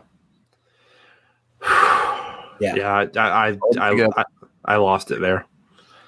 Yeah, it was just again, it's just. I mean, I think that's kind of been the running theme of this this whole tribute show. Was this just? I'm sure this was everywhere. I'm sure Kleenex and stuff. Their stocks went up a little bit that night. You crying, little bitch? What are you crying, you little bitch? Yeah. Oh God. Then kind of going back before we move on to the show, they did a kind of like a little thrown together tribute show because this just happens to Brandon Cutler. He put together with like Johnny Hungy, John Silver, Alex Reynolds. I think Preston Vance did some, Alan Angels. Hopefully there might be something. I think there might be more on the next episode of BTE with more time now. But they did like some outtakes and everything. And that one thing is like when John Silver, Alex Reynolds, or anybody were just laughing or like just crying, Brodie would always be like, "What do you do, crying? Stop crying, you little bitch!" And then you heard like Anna Jay say, and then John Silver said it, and it's just like, oh, I didn't even pick up on that. And then of course the papers thing, which is definitely going to make papers a lot more scarier now. But it's just like moments like that just made you. That literally, I think, and in their interview, like Stu Grayson, Evil Uno on Talk of Jericho, BTE saved the Dark Order. The arrival of the Exalted One, Brodie Lee, helped save the Dark Order from obscurity. I'm so glad, Brodie, he was very hesitant at first to do the papers bit and all that, but he went fully into it. He got papers over. Then, he just, that whole like Dark Order, that's literally like, I was on board with the Dark Order, but then BT and then the interaction with Brodie and all this great stuff, it made me fall in love with this faction. And as we've said earlier, like right now you can see we're all wearing our Dark Order merch, like our BT merch. But I think that's a personal goal of mine. Jovan's wearing his Chili's Steakhouse shirt. You got Dennis wearing his Brodie Lee shirt. I'm wearing my Dark Order hoodie I actually just received tonight. But I think that's a personal goal of mine. Is I want to try to get every Dark Order shirt, whenever the Brodie Lee action figure comes out. I want to make like a shrine to the Dark Order. Not because I'm obsessed with the faction, but I think he's just obsessed with Anna Jay. Yeah. Well, I mean, who wouldn't be? Anna Banana. Yeah, but that's something I would personally want to do, and just kind of in the memory of Brodie Lee. Yeah. So real quick here, if you will indulge me, after this match, we got, like I said, to me, which I thought was probably out of all the tributes the wrestlers did that night, this one to me was the one that hit me the most, and that was the one that Eddie Kingston did. Oh, that was rough. And again, this was, I guess if you could want to call it the line of the night, or the one line that really hit me the most, again, because, because of my dad and me being being a dad myself, and that, it just, again, Eddie Kingston is a promo machine. He's also a very well-spoken individual, and I think he's showcased that. And the one thing, and he said this, he directed this to, Jon Huber's kids. If you remember his teachings, he's never gone. And it's just that right there, that got me, because I think it made me instantaneously think of my own dad, and that's the one thing that I would want someone to say to my son when my time comes, because I want my son to remember the things that I taught him. And so that line there, that got me probably more than anything, that these tributes and stuff. So I just wanted to kind of, because again, that hit me, meant so much to me. I just wanted to kind of take the initiative and talk about that. Yeah. And then that kind of echoed, like, once again, if you guys haven't seen it, go look at the Enzo Amore tribute video. But at the end, he said that, I can't remember who it was, told him that people die twice. Once when they actually leave the earth, and once when people forget about them. Yeah. And Enzo said, with a man like Brodie Lee, he goes, he's never going to die twice. No one is ever going to be able to stop talking about Jon Huber. No, not at all. And before we move on again, there's nothing bad we could say about Brodie, even though we never really knew him personally. But, I the one regret I have of last year is, not being able to have him on the virtual markout because he was sick and there was all these other things that were happening. I would have absolutely loved to talk to Brodie. But I think even though we didn't get to talk with Brodie, just hearing everything about him and, seeing BTE, like we knew who Brodie was, and yes, nobody will ever forget the memory of Brodie Lee. And then whenever Brodie Lee Jr. -1 grows up to be the new leader of the Dark Order. Who says he's not already the new exalted one? Well, yeah. I mean, he's exalted one in training. Let's be honest. Okay, I'll give you that. Because he can't really do anything yet, but I mean he'll probably hit silver with some papers or something. I was going to say he can do something. Just ask MJF. Yeah. I want to see -1 on BTE throw some papers at somebody, and then I want to hear him just yell out, "You crying? You crying, little bitch?" Yeah. Oh my god. A room. Fuck. Yeah, but I don't think his mom would like that. Oh, she'll have to let it pass, man. He has to do it. True.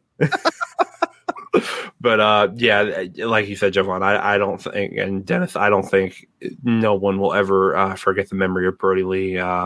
Jon Huber, he is somebody that's going to be remembered and not forgotten for a very long time, same as Eddie Guerrero and like Bruce Brody.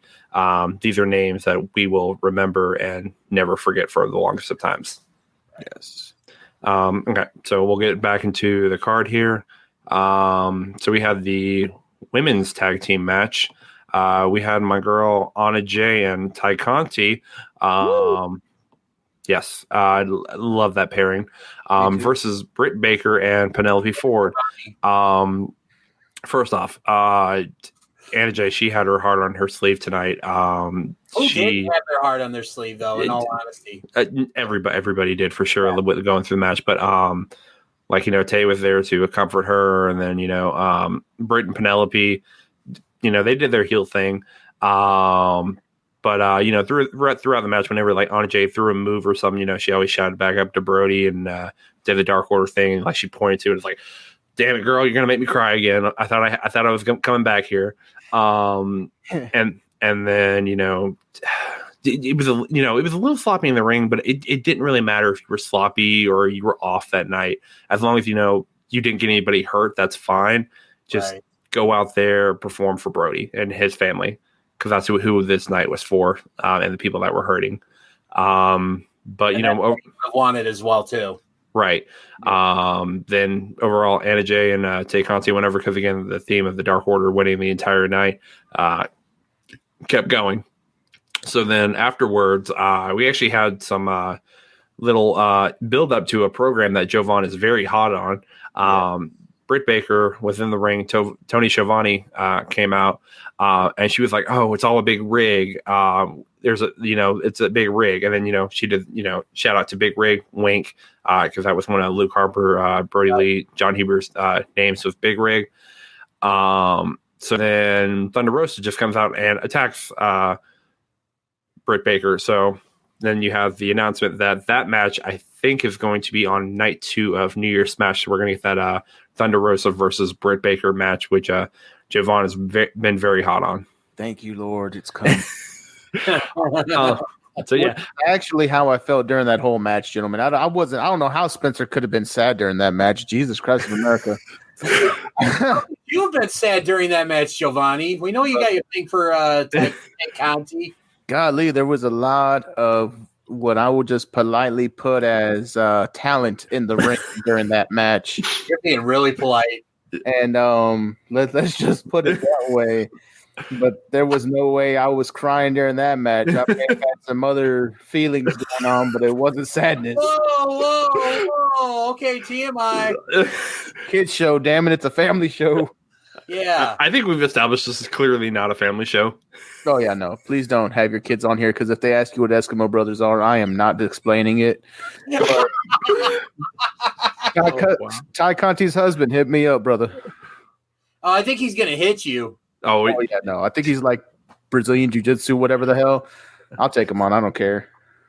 All right, you heard it here first. That match.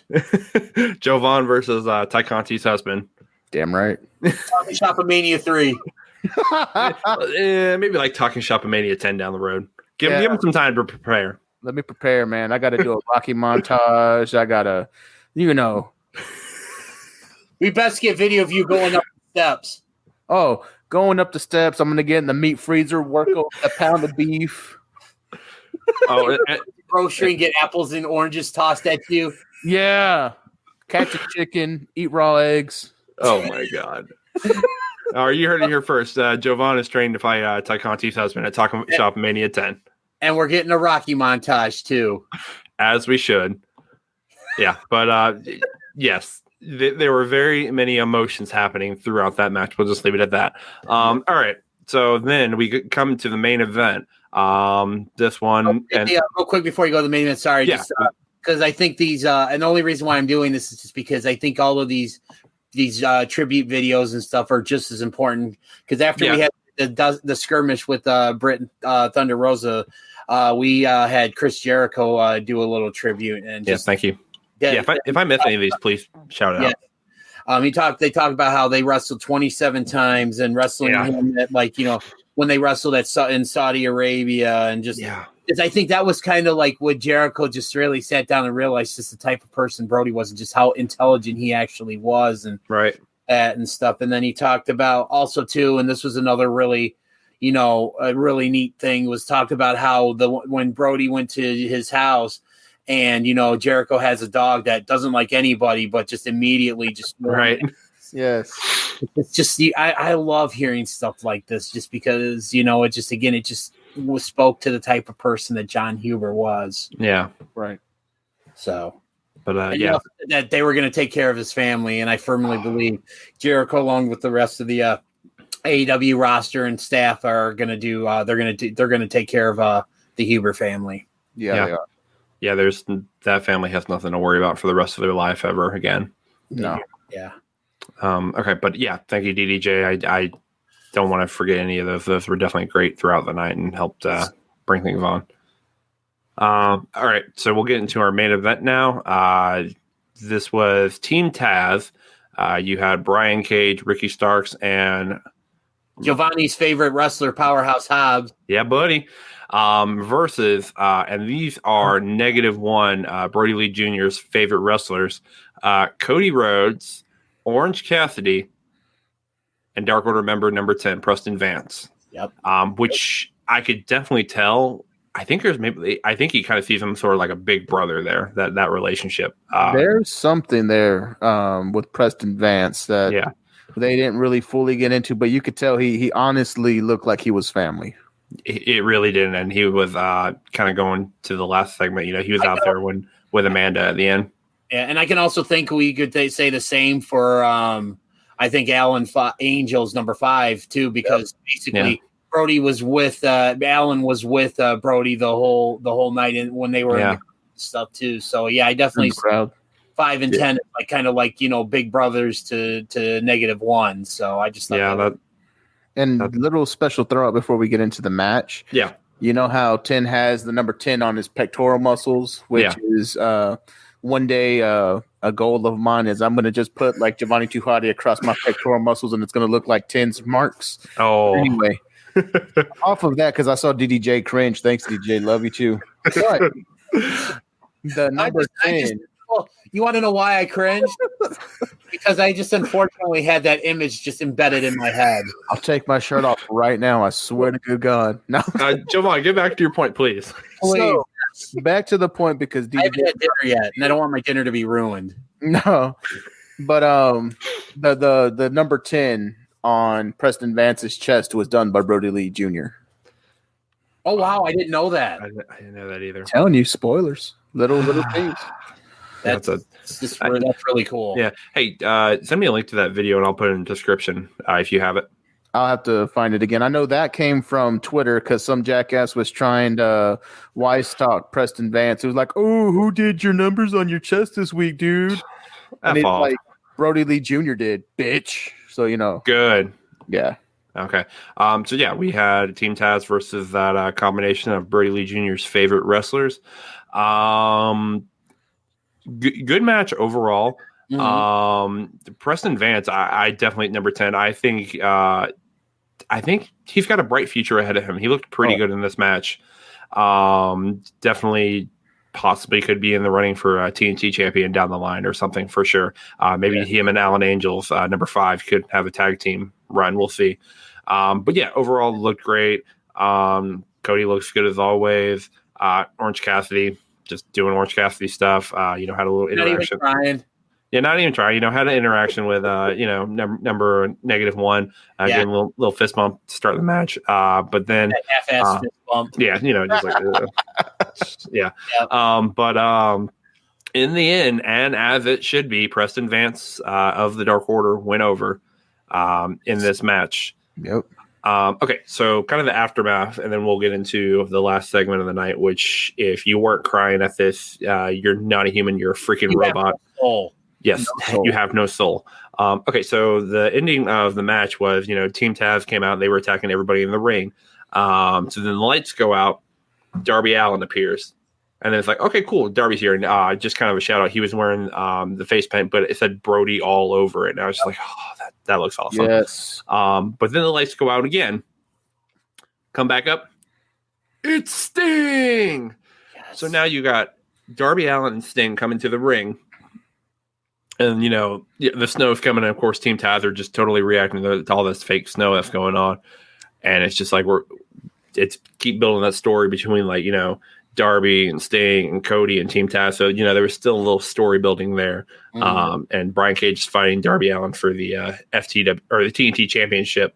I think either next week. Night one. I think it's is it night one? It'll be night one. So it'll be the day after this episode drops. That's right. I think it'll be a good match. I think Darby will retain that one though. So yeah, it was cool seeing that and have that interaction. But then let me make sure we don't miss anything. Then we got into the final segment. Oh, hold on. Before we get into the final segment. So I'm going to throw this in there. Go ahead. So I'm going to throw this here now instead of doing the final segment because the final segment is what we should probably end this thing on because Jesus, who's going to want to talk after that? But, sure. Okay.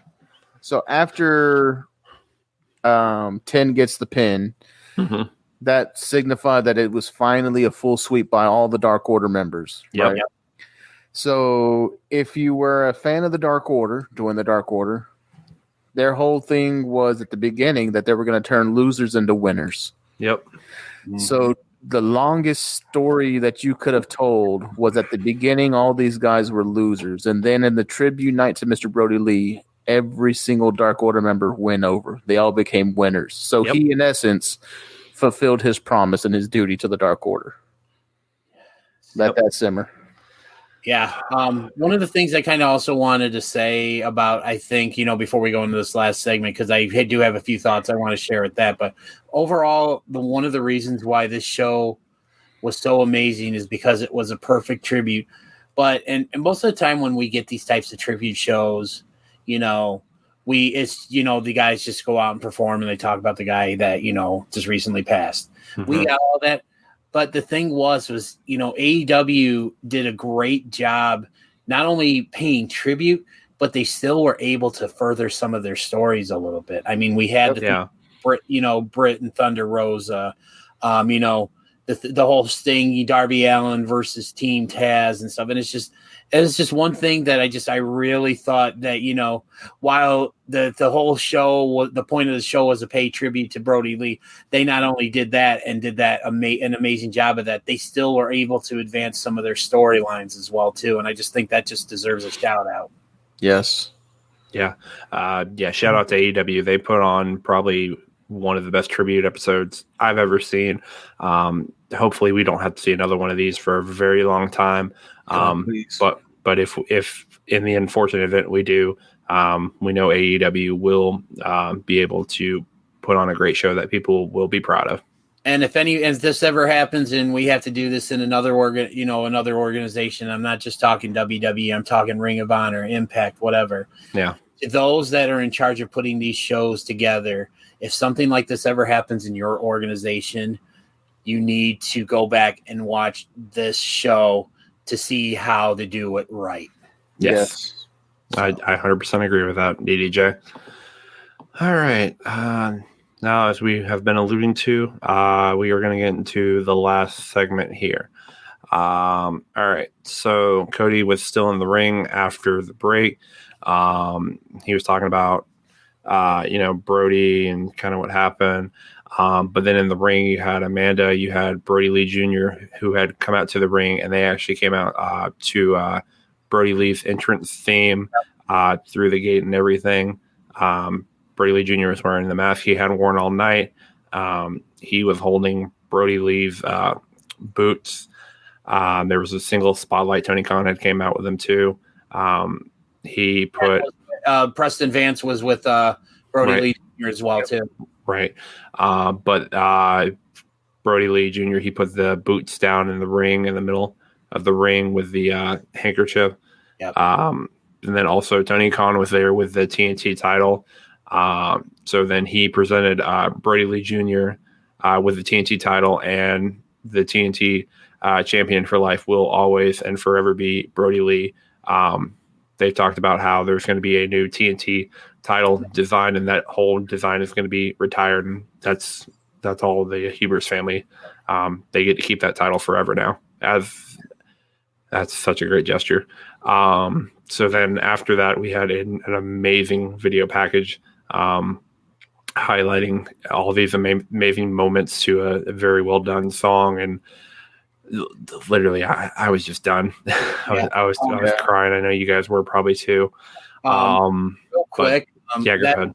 Song, it's done by Tom Waits of the Eagles. It's called Old 55. Yeah. And another thing that really, just kind of, in my mind, just really shows the wrestling world the kind of person Tony Khan is. He went out and bought the rights to that song. Yeah, I heard that. So just so that anytime that this is ever played again, that they can play this song, and they don't do like what WWE does with a lot of their stuff, and use some generic recorded music, And I just thought, it just if that doesn't show you how good a dude Tony Khan is, then I don't know what else would, because that couldn't have been cheap. And that is a really good song, by the way. Like, I actually went out the next day. I think I downloaded it off of Apple Music onto my phone, and I listened to it quite a lot over the last couple of days. And it is a very good song. So, guys, if you have Apple Music or whatever, please go online and just listen to it. It's just a very just calm, relax, and it's a great song. It's one of those songs that I don't think I'd ever heard up until that that point, but man, it's so damn good. It's very good, yeah. Yeah, so. All right.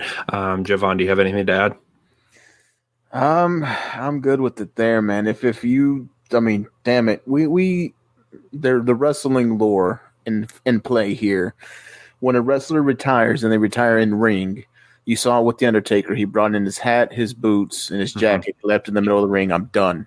Yeah. I'm walking out. When this happens, it's supposed to be because you're retiring, not because you passed. Yeah. And shout out to the announce team for pointing that out, what the significance of that was. Yes. And to see the boots and the bandana and then the belt, God almighty, man, I was a wreck. Yeah. But it's just top to bottom, man. That whole night, then the ending, really digging into, for people who are a fan of everything, the storytelling, the history of wrestling, that's how you go out. Yeah. If you're not there, someone has to put your boots in the ring. Mm-hmm. Someone has to leave them there, because that's the ultimate sign of, that's respect. And the whole night, just love and respect was the whole theme of that show. Yeah, absolutely. And I kind of want to just go back and give a shout out to the commentators, Tony Schiavone, Jim Ross, Excalibur, Chris Jericho, and guest commentary. Yes. They did a very well job on a very emotional night, and were able to guide the audience, but still honor Brodie Lee and all his memories there. So shout out to those guys for help. I second that. And like you said, and I know we talked about it earlier, but throughout the night, they alluded to everything. Like, they alluded how to Brodie Lee was supposed to debut in Rochester, New York. They alluded to how Matt Hardy was. Everybody thought Matt Hardy was going to be the. I just thought it's just the little things like the little things like that. I think just really went to show everybody like how much I think that AEW cares about its fans and stuff, and like because a lot of times WWE's always known to like if you don't mention it, we want you to forget. They brought It didn't happen there. yeah. It's just I just thought that was just throughout the night, and that was just one of the reasons why I wanted to make sure that we recognize the commentary team because they threw out those little nuggets throughout the whole night. Yeah, right, exactly. But yeah, that's gonna do it for wrapping up, the AEW tribute show and kind of just talking about the life of Jon Huber here. But guys, before we get off this, I think we need to take a trip to class. And I think it's pretty obvious who I'm picking this week. I'm not even going to try to swerve you. I'm not even going to try to trick you. Guys. It's Daniels. It's Christopher Daniels? Yeah. Okay, Chris. Okay, Jovan thinks Christopher Daniels for some reason. DDJ, who do you think, even though we know the answer? I'm not going to say something stupid like Jovanni just did. I'm just going to come out and actually, it was a deep cut. Christopher Daniels came out as the exalted one before the exalted one arrived. So, boom. He did actually. So, point to Jovan there. No. So I'm going with Huber Boy number 2, Big Rig, Luke Harper, Mr. Brodie Lee, Jon Huber.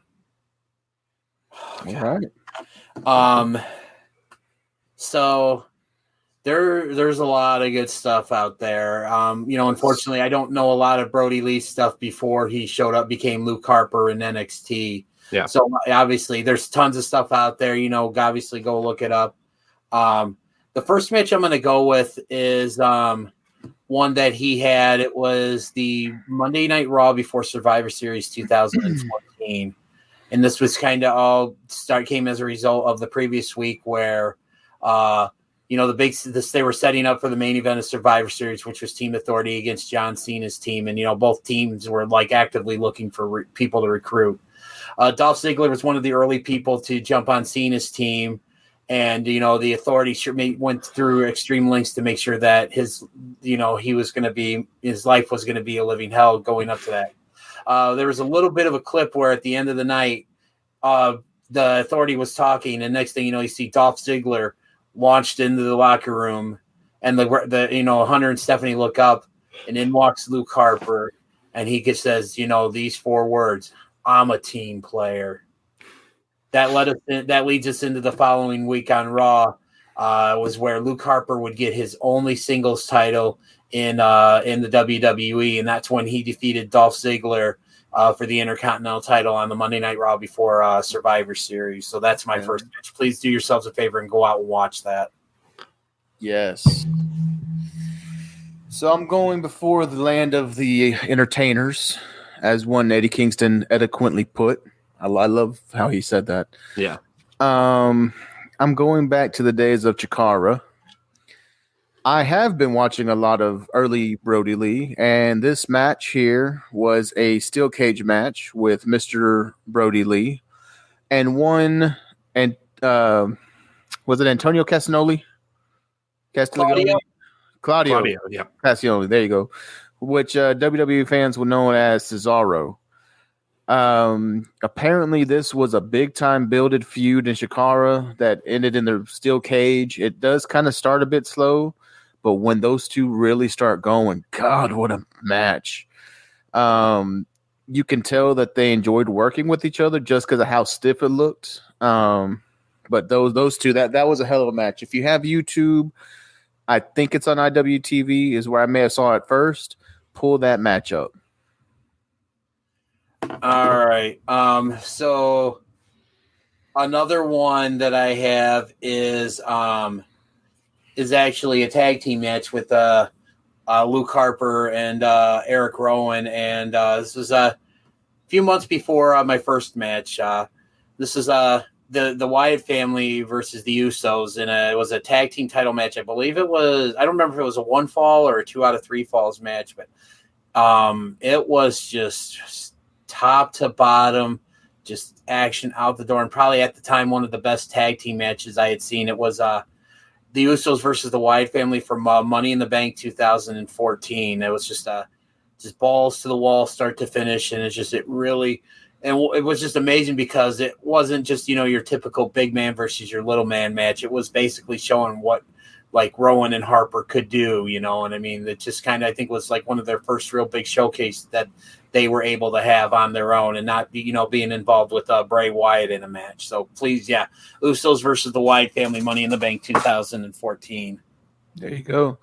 They did have a 2 out of 3 falls match, which was epic. I don't know if it was that one. I'm looking to see real quick if that's the case, because if it's not, I think I know the show, so I'm just trying to look up something. So while you're talking, so all right. So my next one will be Wyatt family days as well, just because I think the amount of talent in this match was amazing and it's incredible. I'm going back to the Elimination Chamber 2014-15. I got to look it up, but it might be 14 or 15. Was it the 6-man? I'm sorry, you said? Yes, it's the Wyatt family and the Shield. That was 2014, because it was right before WrestleMania that year. There you go. So it was 2014 Elimination Chamber. You get the Wyatt family versus the Shield. There's just, God, man, 2 big-time factions. You have the Wyatt family with their big dogs. You've got the Shield being what they were at the time, the Hounds of Justice. Yeah. I mean, guys, go look that one up on the network. That's a good one. Okay, so while you were looking at that, I did look it up. It actually wasn't Money in the Bank. It was actually Battleground 2014, where they had the 2 out of 3 falls match. That was just unbelievable. And, I mean, I was really hoping that the Wyatt family would get one over, but obviously they didn't.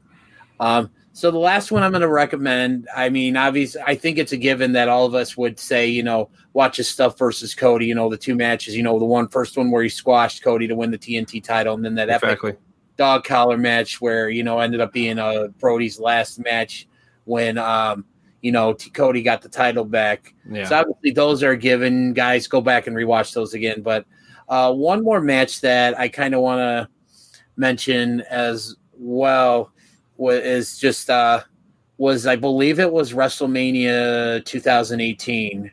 It was a triple threat match. It was the Bludgeon Brothers versus the Usos versus the New Day, where where Rowan and Harper finally got that big win on stage. On the big stage. They got their WrestleMania moment. Right. It definitely wasn't the best match that I think that Luke Harper ever had. Right. In his time there and stuff, but that's just one that I think just to see him get his big moment, please just go out and do yourselves a favor and watch that match. Brother, call me crazy, but I love the Bludgeon Brothers. Just the look in those hammers. Bludgeon is an action. Yeah. Yeah, I like that gimmick as well too. I don't understand why it gets the hate that it does. I think Harper, Mr. Brodie Lee said that Rowan was the one who kind of designed most of that, and he looked at it and he was like, "What the hell is this?" And he's like, "It's gonna work. It's gonna work." So I thoroughly enjoy the Bludgeon Brothers, man. To me, that was pretty metal. And if you know Eric Redbeard, that dude was all about metal. Mm-hmm. When he came to his AEW little spinoff or one-off for that show, for the tribute show, I think he was wearing a metal band shirt. I can't fully remember. I know it was a band that I like, a real obscure one, but I was like, "Oh, that's pretty cool." Wasn't it like a Viking rock band or something like that? Wasn't he like a? Oh, okay. So it was. If it was Viking rock, it was among what the hell is it called? It's something. I'm gonna hate myself because I'm gonna remember. I thought Redbeard though wore a Brodie Lee shirt. I think he did. Yeah, to the tribute show. I think something from the WWE he wore. Oh, could be. Yeah, So, but no, he wore it was a Brodie Lee shirt. But yeah, I think it's Viking rock was the type of music. But yeah, he used to wear those shirts a lot when he had his run with Daniel Bryan as bodyguard and stuff. So yeah. So my final one, which, like DDJ said, of course, we're going to mention the TNT title win, the dog collar match. Those are give-me's. Yeah. Now, I'm going to give you one that maybe a lot of people kind of forgot about because, honestly, it doesn't get as much love as it should. Mm-hmm. And that would be Brodie Lee against Mr. Jon Moxley, Double or Nothing. Yep. those two, he had to put him through the steps or the entry ramp or whatever the hell. Dude, when he comes up, I was just like, holy crap, what a match. And those, to me, that's that kind of match with Moxley. Moxley didn't lose anything by having Brodie Lee look strong. Brodie Lee didn't lose anything by having Mox go over because he got over with how much you had to do to freaking put him down. Right. I love that match. Yeah. Just overall, I mean, he was just an immensely talented guy for someone his size. And, yes. When all is said and done, when we talk about the greatest big men in wrestling, it's a shame that had he been around longer, I think Brodie Lee would be in that category with guys like Kane, with The Undertaker, with the Big Show and stuff, where he could have been an all-time great big man, and it's just and that. So just for me, there isn't really any more like I can think of. I think we've pretty much covered everything with his matches and stuff. Just go. Just in general, just go watch his stuff on BTE. If you haven't seen it, if you've seen it again, just because, again, it really showcased a different side of Brodie Lee. We got to see the humorous side, the laid back, side and stuff. So I just only think that would be, just do that. Go watch Up, Up, Down, Down as well, because he's been on there plenty of times, and the funniness that he lets out there kind of gives you a little inkling of what the Brodie Lee character on BTE was. Yeah, because they have him playing games, and he's uber competitive with these guys. And I think one of my favorite ones he had on there was when they were doing they were playing like basketball in one of those little arcade games. Oh yeah. And Brodie's literally climbing on there to dunk it on there just so he can win. And they're like, that's not how I want to win. Yeah. And when he's playing Kofi, and Kofi beat him, and he took it so hard that he gets up and he hardly says anything, and it's a real like low voice because he wants to cut him deep. He goes, "Yeah, you're still not tag team champion," and he walks off. Kofi's like, "Oh, you didn't have to go there, man." Oh, man, that was just. That's good stuff. Real quick, there's actually one more match I kind of want to share here real quick. I'm just trying to find it and stuff just because it was so basically one match that I kind of wanted to call attention to. It was here. I'm just trying to make sure I have it here. So sorry, I thought I had this here ready to go, but apparently I did not. While DDJ looks that up, make sure you watch some of Brodie Lee's indie stuff, because before the beard, he had these pretty kick-ass mutton chops. Yes. So go give mutton chops a try. I thought that was hilarious. Whoever told him to grow out the beard, that was like the best advice he probably could have ever had. I don't know if his wife was down with the beard or not, but it definitely was a better look than the mutton chops he had. So kind of one match that I wanted to call attention to, and this wasn't even really a match that Brodie Lee wrestled in, was it was WWE Clash of Champions from last year's 2019. It was that the match was actually Eric Rowan versus Roman Reigns. Rowan went over, but the shock of that night was actually Luke Harper, who hadn't been on TV in a really long time. Yeah. And stuff. And I mean, this was kind of, I think, right in the midst of his, when he had asked for his release, from WWE. He showed up as a surprise and actually helped Rowan get the pin on Roman Reigns, which that wasn't something that happened often, with someone pinning Roman Reigns. So just that match, just because of the shock factor of seeing Luke Harper show up, and help Rowan beat Roman Reigns. So I just kind of wanted to call attention to that. So. All right. One match I didn't hear mentioned, and I'll kind of call attention to it. And kind of the match that started kind of get like I was seeing like the Wyatt family, and I've talked about it here on the Junkyard. I've kind of got back into wrestling like 2016, so I kind of missed like the earlier stuff with the Wyatt family, but I watched afterwards. And like one of the big things that was happening, like with the SmackDown with Bray Wyatt, Randy Orton, and Luke Harper, and correct me if I'm wrong, but there was a match before WrestleMania. I think it was 34 when Randy Orton fought Bray Wyatt for the title. I think it was Elimination Chamber where Bray Wyatt won the title, and that was Randy Orton versus Luke Harper. Luke Harper, he showed me that for a big man, he could go, because I saw his stuff as like a tag team, but that showed me like, okay, maybe this guy's got something. So I kind of was like started following him, and then he did Bludgeon Brothers, but it wasn't really like that was kind of like just the beginning. Like I didn't really know much about him, but definitely like when he came to AEW, I heard the rumblings and I was like, okay, he's the Exalted one. That's pretty cool. We'll see where they go with that. And then of course like BTE, everything he did on Dynamite, the moment when he won the TNT championship and totally wrecked the Nightmare Family, and which is probably, we totally forgot to mention that was like one of the more shocking moments that happened that year, because no one really saw that coming. It's like, wow, they just totally wrecked Cody and Brandy and Arn and everybody. But just seeing that, and then of course the dog collar match, which did end up being his final match ever, and because of his appreciation for the dog collar match being his favorite, and just being able to probably put on what could be considered one of the greatest dog collar matches of all time. And just being able to go out that way, even though that was his last match, that was a hell of a way to go out. Right.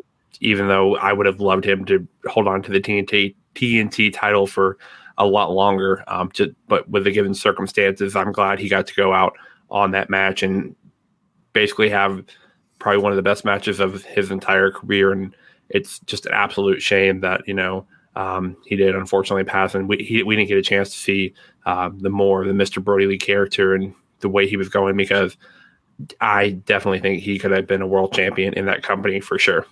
Yes, he would have been. I think he would have been at some point. But yeah, I think that's going to wrap it up for kind of our classroom segment, and kind of going back into the roundtable, kind of mix those two together this week because they kind of went hand in hand. Right. But guys, any final memories before we close out the show on Jon Huber, Mr. Brodie Lee? Final memories, man. I think, God, man, it's just, I will say this, man, just seeing the amount of love from everybody kind of just gives you the memory that it paints the picture of who he was perfectly. Not only, and it's like I said earlier, it's rare to see somebody who was universally loved, especially in wrestling, which is known to be very cutthroat. Mm-hmm. But honestly, man, there's people from 4 to 5 different companies tweeting out that they're watching AEW right now. Yeah. This is how you do it. This is how you give a goodbye. Perfect night for John. Perfect night for Brodie. One of the bigger ones who are out there voicing their disapproval of how WWE handled things was Brian Myers. Yeah. And I think he even tweeted out there he's crying during the episode of AEW Dynamite. So everybody who felt like one company didn't do enough justice to who the man was, they all tuned into AEW. People from Raw, SmackDown, NXT, Impact, the indie scene, everybody is making it out there known on their Twitter accounts that, hey, I'm watching Wednesday night. This is for Brodie Lee. It's Wednesday, and you know what that means. Yes. So, that's all you really need to know about Brodie Lee, man. It's just to have that much love across an industry that's really cutthroat, backstabbing. It speaks bounds not only to him as a person, him as a father, but I mean, it just speaks to him overall, man, and who he really was. Right. DDJ? So I'm going to kind of sandwich my thoughts here a little bit. I want to say a few things, and then I want Spencer to have some time, and then I kind of want to end the show with something, and I think, Spencer, you know what I'm referring to. Right. So like I said before, to me, the mark of the type of person that the type of person someone was, is usually measured by the outpouring of support that he receives, after the person has left us. Like I said, for alluding to like the number of people that show up at a funeral for someone, what they say about him, that kind of things, and everything Jovanni said just really paints a great picture of the type of person Jon Huber was. One of the things that I really want to give a shout out to people like CM Punk, to Mick Foley, to I believe Gregory Iron, Pro Wrestling Tees for putting out the shirt, is that all of these wrestlers are really stepping it up and saying, buy my shirt, and these proceeds are going to go to the family of Brodie Lee. So guys, shout out to anybody that's, who is, saying buy my shirt, and the money I make off this shirt is going to go benefit the Huber family. So like you said, Mick Foley, CM Punk, Gregory Iron, I think there are a few others. And if there's anybody out there that I missed, please, I apologize. But I just think that just is an amazing gesture. And just overall, one of the things that really hit home with me with Brodie Lee, with everything everybody was saying about him, the one constant I think each and every person said is just what an amazing father he was. And being a father myself to an amazing 5-year-old boy, it's just when I hear stuff like that, that just really just my respect levels for when I hear just with stuff like that, it just goes through the roof because, being a dad, anytime I hear someone say, oh, this person was an amazing dad, just makes me like an appreciation that much more. So like I said, I got one more thing I want to share about Brodie Lee, but I kind of want to end the show with this. So Spencer, before I go into that, let's hear from you. Okay. Yeah, guys, thanks for sharing those memories. And yeah, Dennis, I know where you're going with this. But yeah, just overall, Brodie Lee, Jon Huber, Luke Harper, however you know him as, he will never be forgotten. We will always remember him. He is definitely, as we said earlier, and Bryce Brendsburg perfectly said, he is on the Mount Rushmore of fathers. I myself am not a father. I don't know if I ever will be a father, but if I do end up ever becoming a dad, having a child, whatever, I hope to even just be able to be a quarter of the man that Brodie Lee was. Even also your dad, Dennis, too, just be a quarter of just a wonderful human being to that. But I don't want to take... With your wrestling figures, you're good. Huh? As long as you let him play with the wrestling figures you have behind you.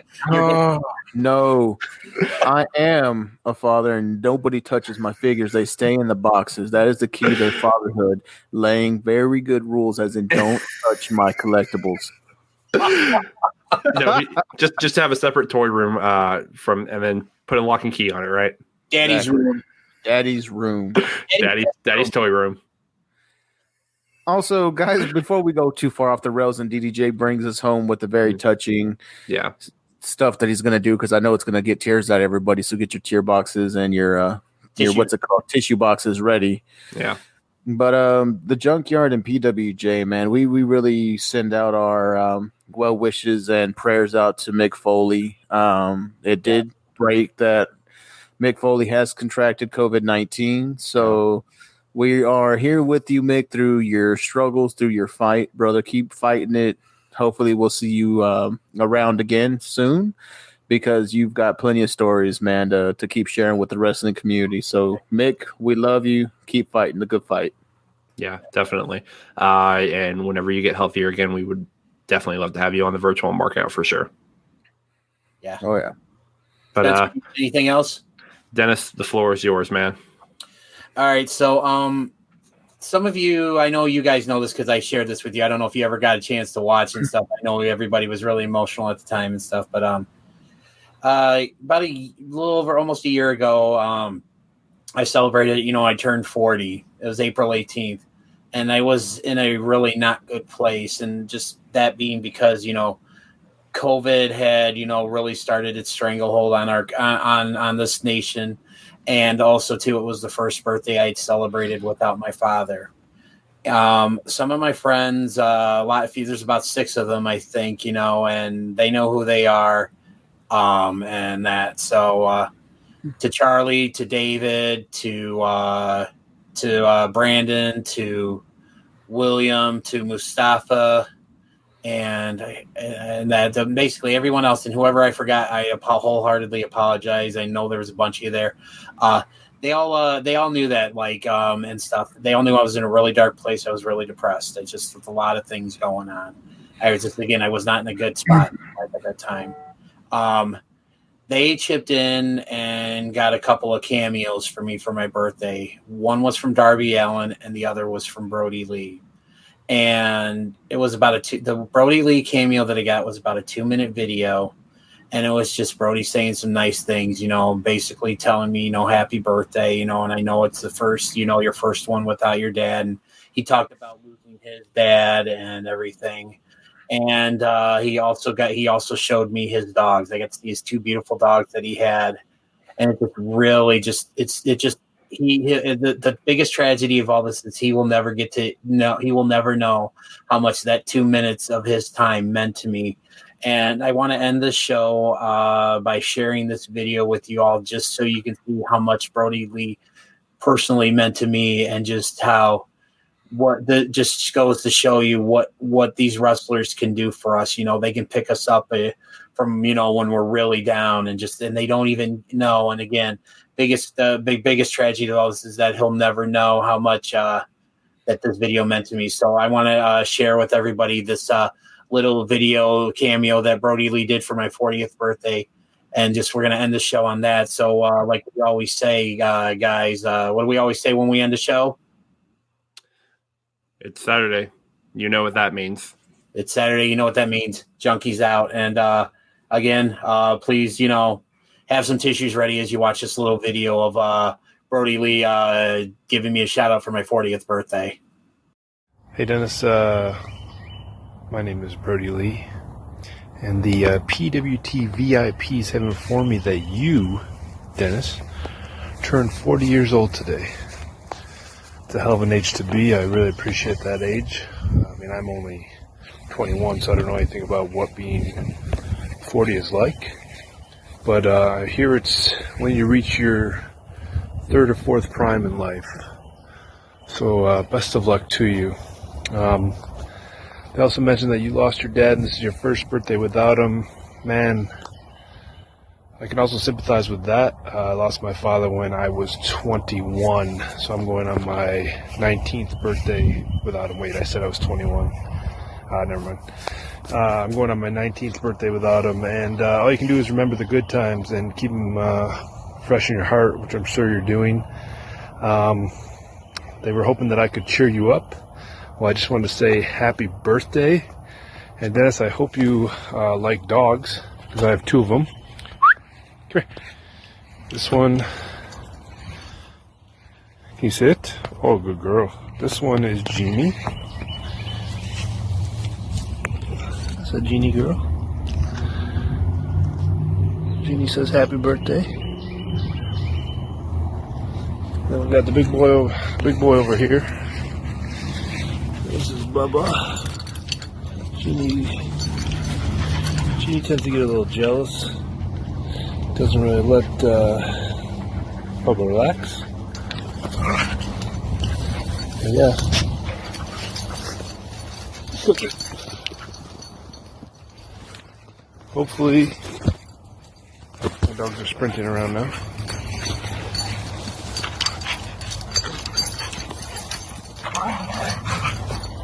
Hopefully my dog's playing cheered you up a little bit. Man, best of luck. I know it's not easy. Time will help, but will not heal. Like I said, keep it fresh in your heart. And happy 40th birthday. Enjoy it and make the best of life as you can from this day on. Happy birthday.